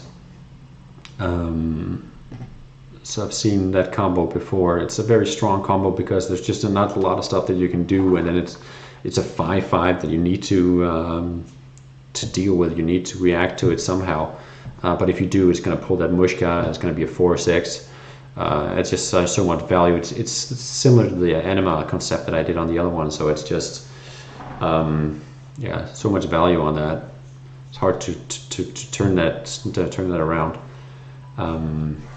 Anyway, so what else? Comments. Yeah, so B unit makes sense because it's good for Sam, it's good for Gemini. I think that's probably one of the main reasons. Taro, great option. I think Ivy, even though they buffed the roots, what's the name? I can't remember the name of it. Anyway, I think Ivy is kind of weak still. I think there could be better options than Ivy. I think I would take out Ivy, and I think I would take out cross-reference.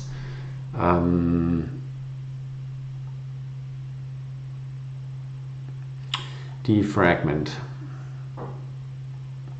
Let's just see what we have options here.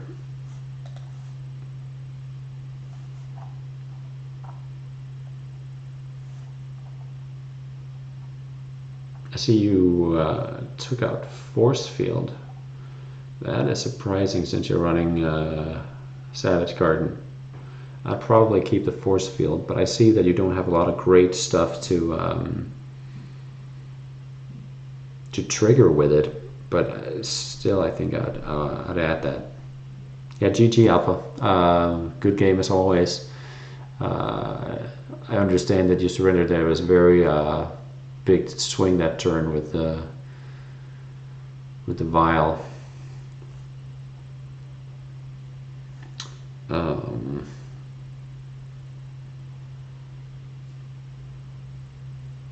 No, I definitely think it's a good idea to add B unit. It makes perfect sense. I'd probably take out Ivy, and I'd probably put in Force Field. I realize that it's not going to trigger much other than Savage Garden, but it's still pretty good card with the armor, with the shield. No, I don't remember Savage Garden being 2 mana, but sounds insane. But I remember Force Field was 2 mana until shortly. I played a lot of decks. I feel like it's a lot of value for 1 mana.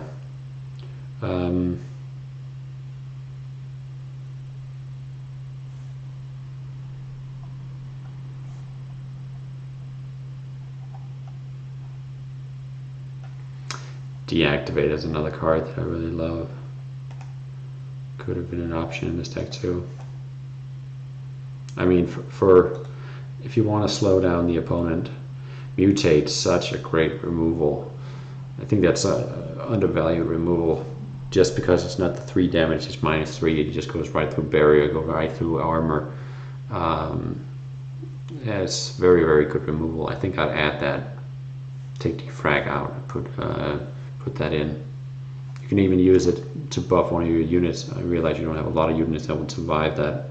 You could use it for Hive, for like a... Or you can use Gemini to buff a unit and then give it +3 for like a last big swing. I definitely add that.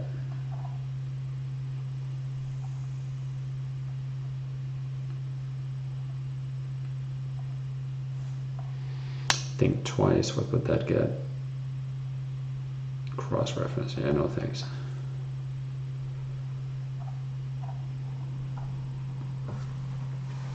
Okay, so those were a few ideas. There might be Volcanic Potion. I think you should consider adding that. That's, of course, it's going to slow you down, but it might be a very good option for clearing those early units if you feel like you're struggling with Alpha and all those 1 cost, because a lot of those 1 cost doesn't have barrier. So even though you lose a mana, so does he. So it kind of resets the board, and he probably just spent 3 cards for 1. So I think that's a given to add that one. All right, I think I'm gonna move on to the next deck. We can discuss more in depth later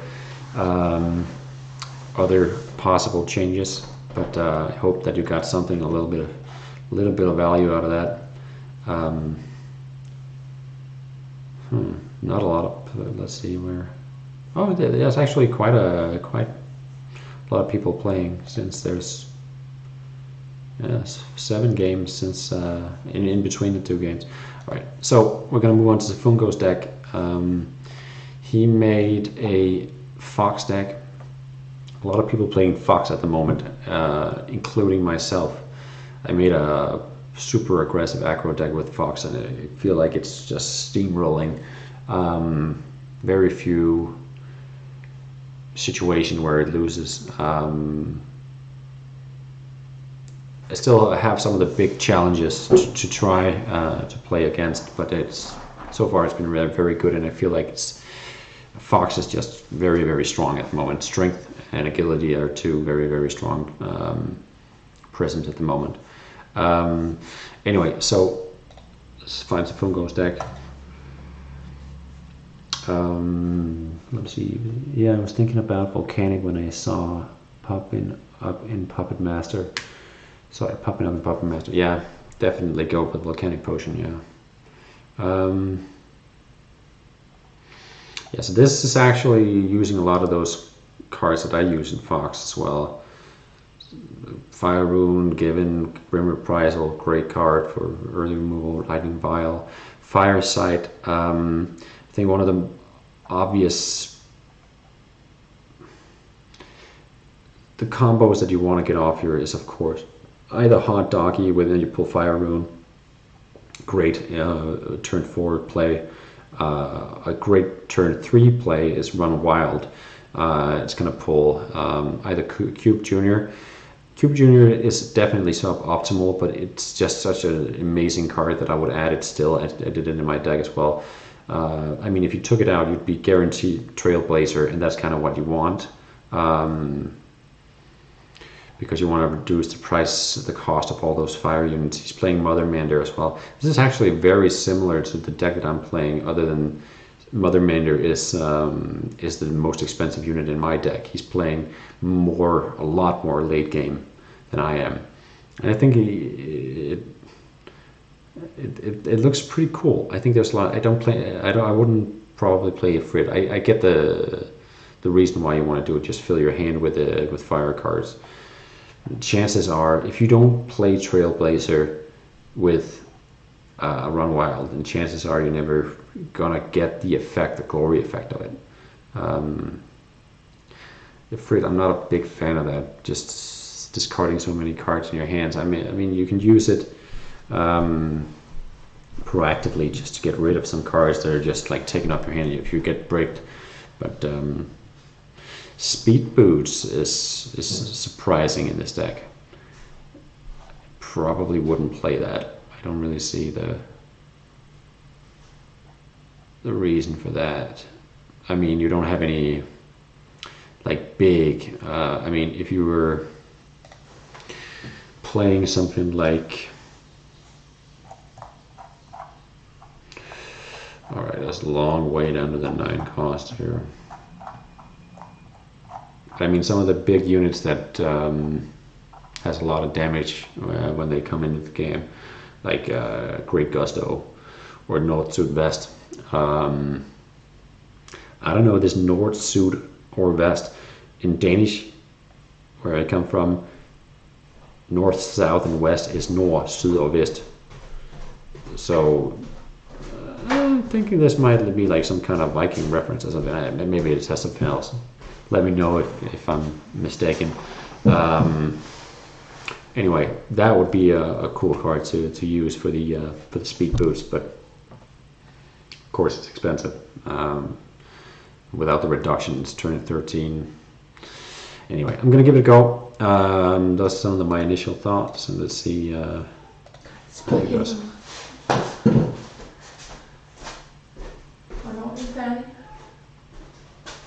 So.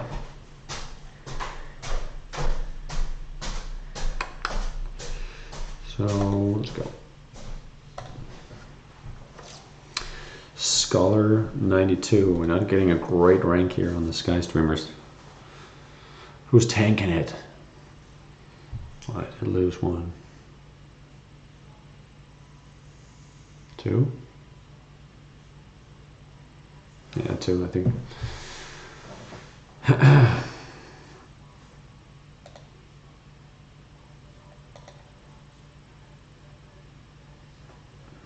Yeah, so Monk's Hood, I played him before. I think he could be playing some kind of variation of Alpha's deck.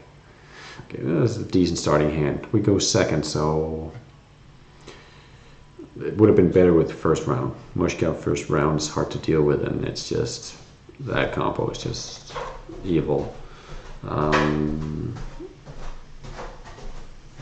think we're gonna go like that. Again, Trailblazer is a great card, but I don't really see it as a great card to play unless you play it with Run Wild.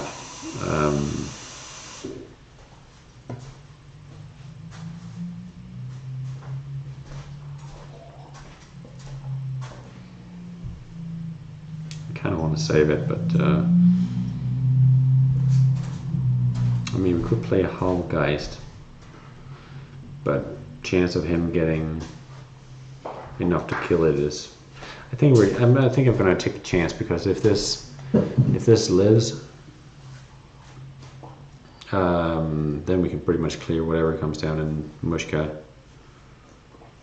Yeah, we can live with that. No, no, wait, I didn't realize. Oh, okay, that's actually a very, very strong opening for him. We can deal with this though.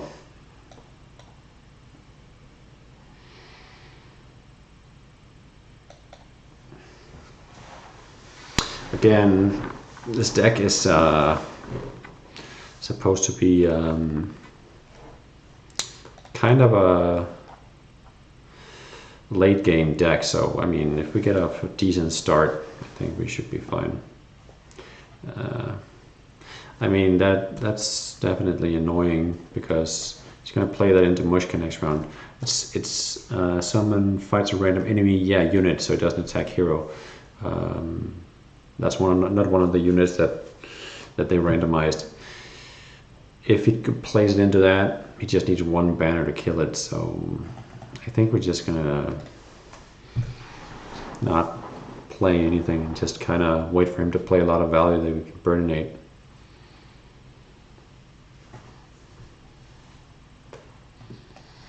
Dalton Cube.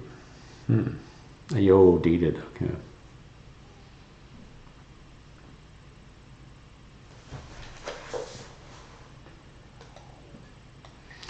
Alright, if we play Cookbook, I don't think we have a target for that. Grim Reprisal.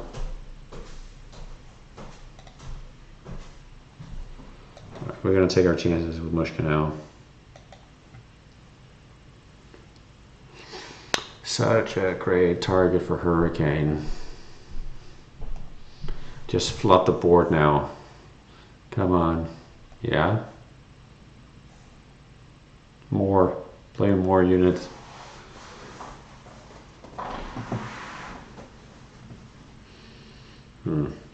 Seems a little wasteful. Do we have a target for Mushka? We don't. Froze.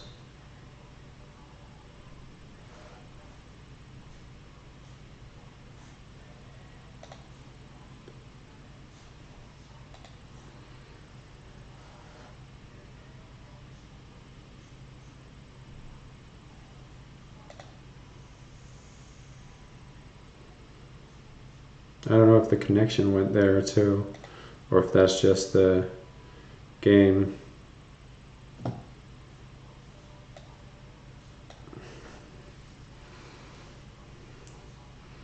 Well, I hope it wasn't the connection too. Yeah, please let me know if you lost connection in chat.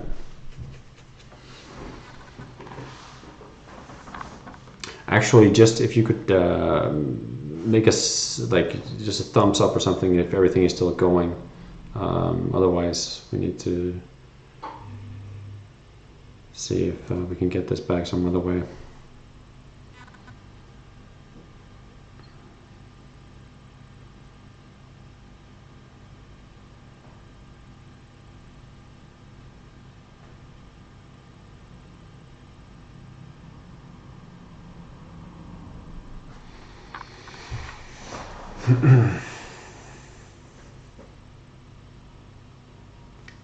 You're saying nope because it's still on? Okay, it was just a game. Alright, perfect.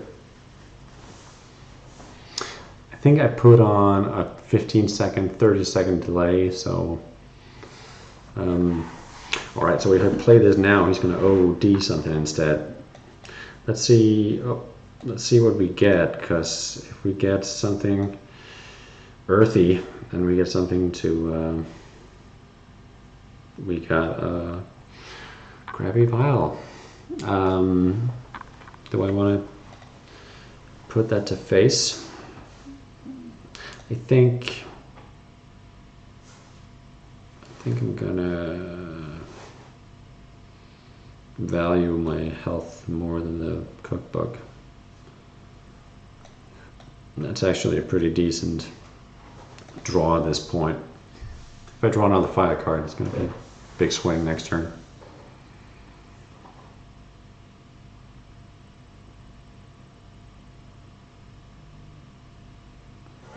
I mean, so far I like this deck. It's got pretty strong early game and still has like a lot of late game answers and a lot of, I mean, the deck that I'm playing at the moment with Fox is a lot more aggro, and it's almost a guaranteed strong opening. But if they actually survive that initial onslaught, then it's just pretty much over. So I kind of like that he's doing both in this deck. It's kind of like the My deck with that Moon is playing, but he just has stronger early game in this, less late. I could see a lot of this breaking, like potential break hands. I don't know what this Monk's Hood is having in hand, but it seems like he must have something to play. I think only thing I can see right now is that he's actually waiting for some big removal to come down, or some other big value play. Otherwise, it makes no sense that he has nothing to play on 7 mana. Yeah, Hurricane. It's not big enough.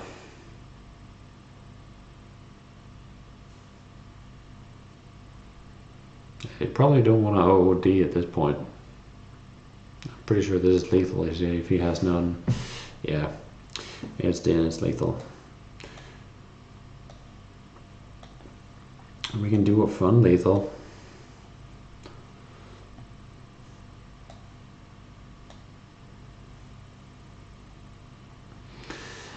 All right. Okay. Seems like he bricked or something. I don't know.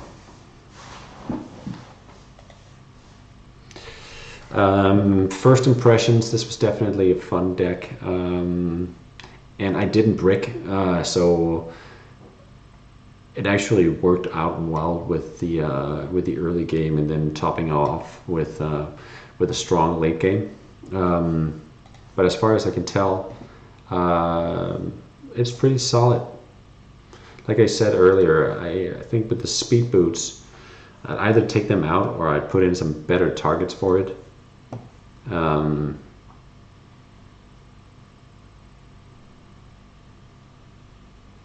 Even the best case scenario with speed boots is Tiamat, Titanic. I don't particularly like him in this deck. Yeah, the lethal was mean. I mean, to be something a little funny. Usually I'd say, why do you play Roundhouse? But then I've played Icicle a few times playing Roundhouse, and he's I feel like Peter in Family Guy when he says Roundhouse every time I say it out loud. Obviously it's Roadhouse, but anyway. So yeah, I would usually not pick Roundhouse, but it's been quite effective, and with all these units that people play with Anima, Roundhouse gets very, very strong because it just removes the Anima effect, puts it down back again with Flames, making it a lot less valuable. Can't even play a Grunk after it, stuff like that. It's just it makes more sense now. So usually I say take it out, but it makes sense. Light Ranger, he pulls Lightning Veil, or Cast Wrath. I can see that. Earlier I actually thought about playing Light Ranger in aggro decks and then have Cast Wrath in there, not even to play Cast Wrath, just for that 9 health so you can keep face hitting some more. Only problem with that is, of course, if you draw Cast Wrath to hand. I see it's like a big heal. It can make sense, unless this seems like a very important card, because it's a pretty good chance that it'll get killed. Chances of him pulling that and playing at the same time is pretty small. But I think it makes good sense. I mean, like it's brings some utility that he can, okay, I need a lightning vial, I'll just play it now. Well, I got the lightning vial in hand, then I'll just wait and then use it for cast wrath when I need it, or whenever I need it for healing. Yeah, I like it. Again, if free, I'd probably take that out. Crystal Kashi into treasure chest and Snapchat trap. I wonder if that's a pun on that Snapchat.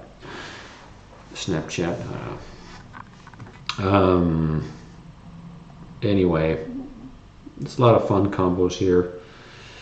I think I would need to play it more to actually have more good points of I mean, if the only real weakness that I see is health, like lack of healing. He has a few lifesteal units, and if they get going, then. But otherwise, it's only really that Light Ranger cast wrath combo that makes a lot of sense for that. So I think Soul Taunt might not be the best option since you're already kind of low on healing versus aggro. So yeah, I would probably consider a removal for that.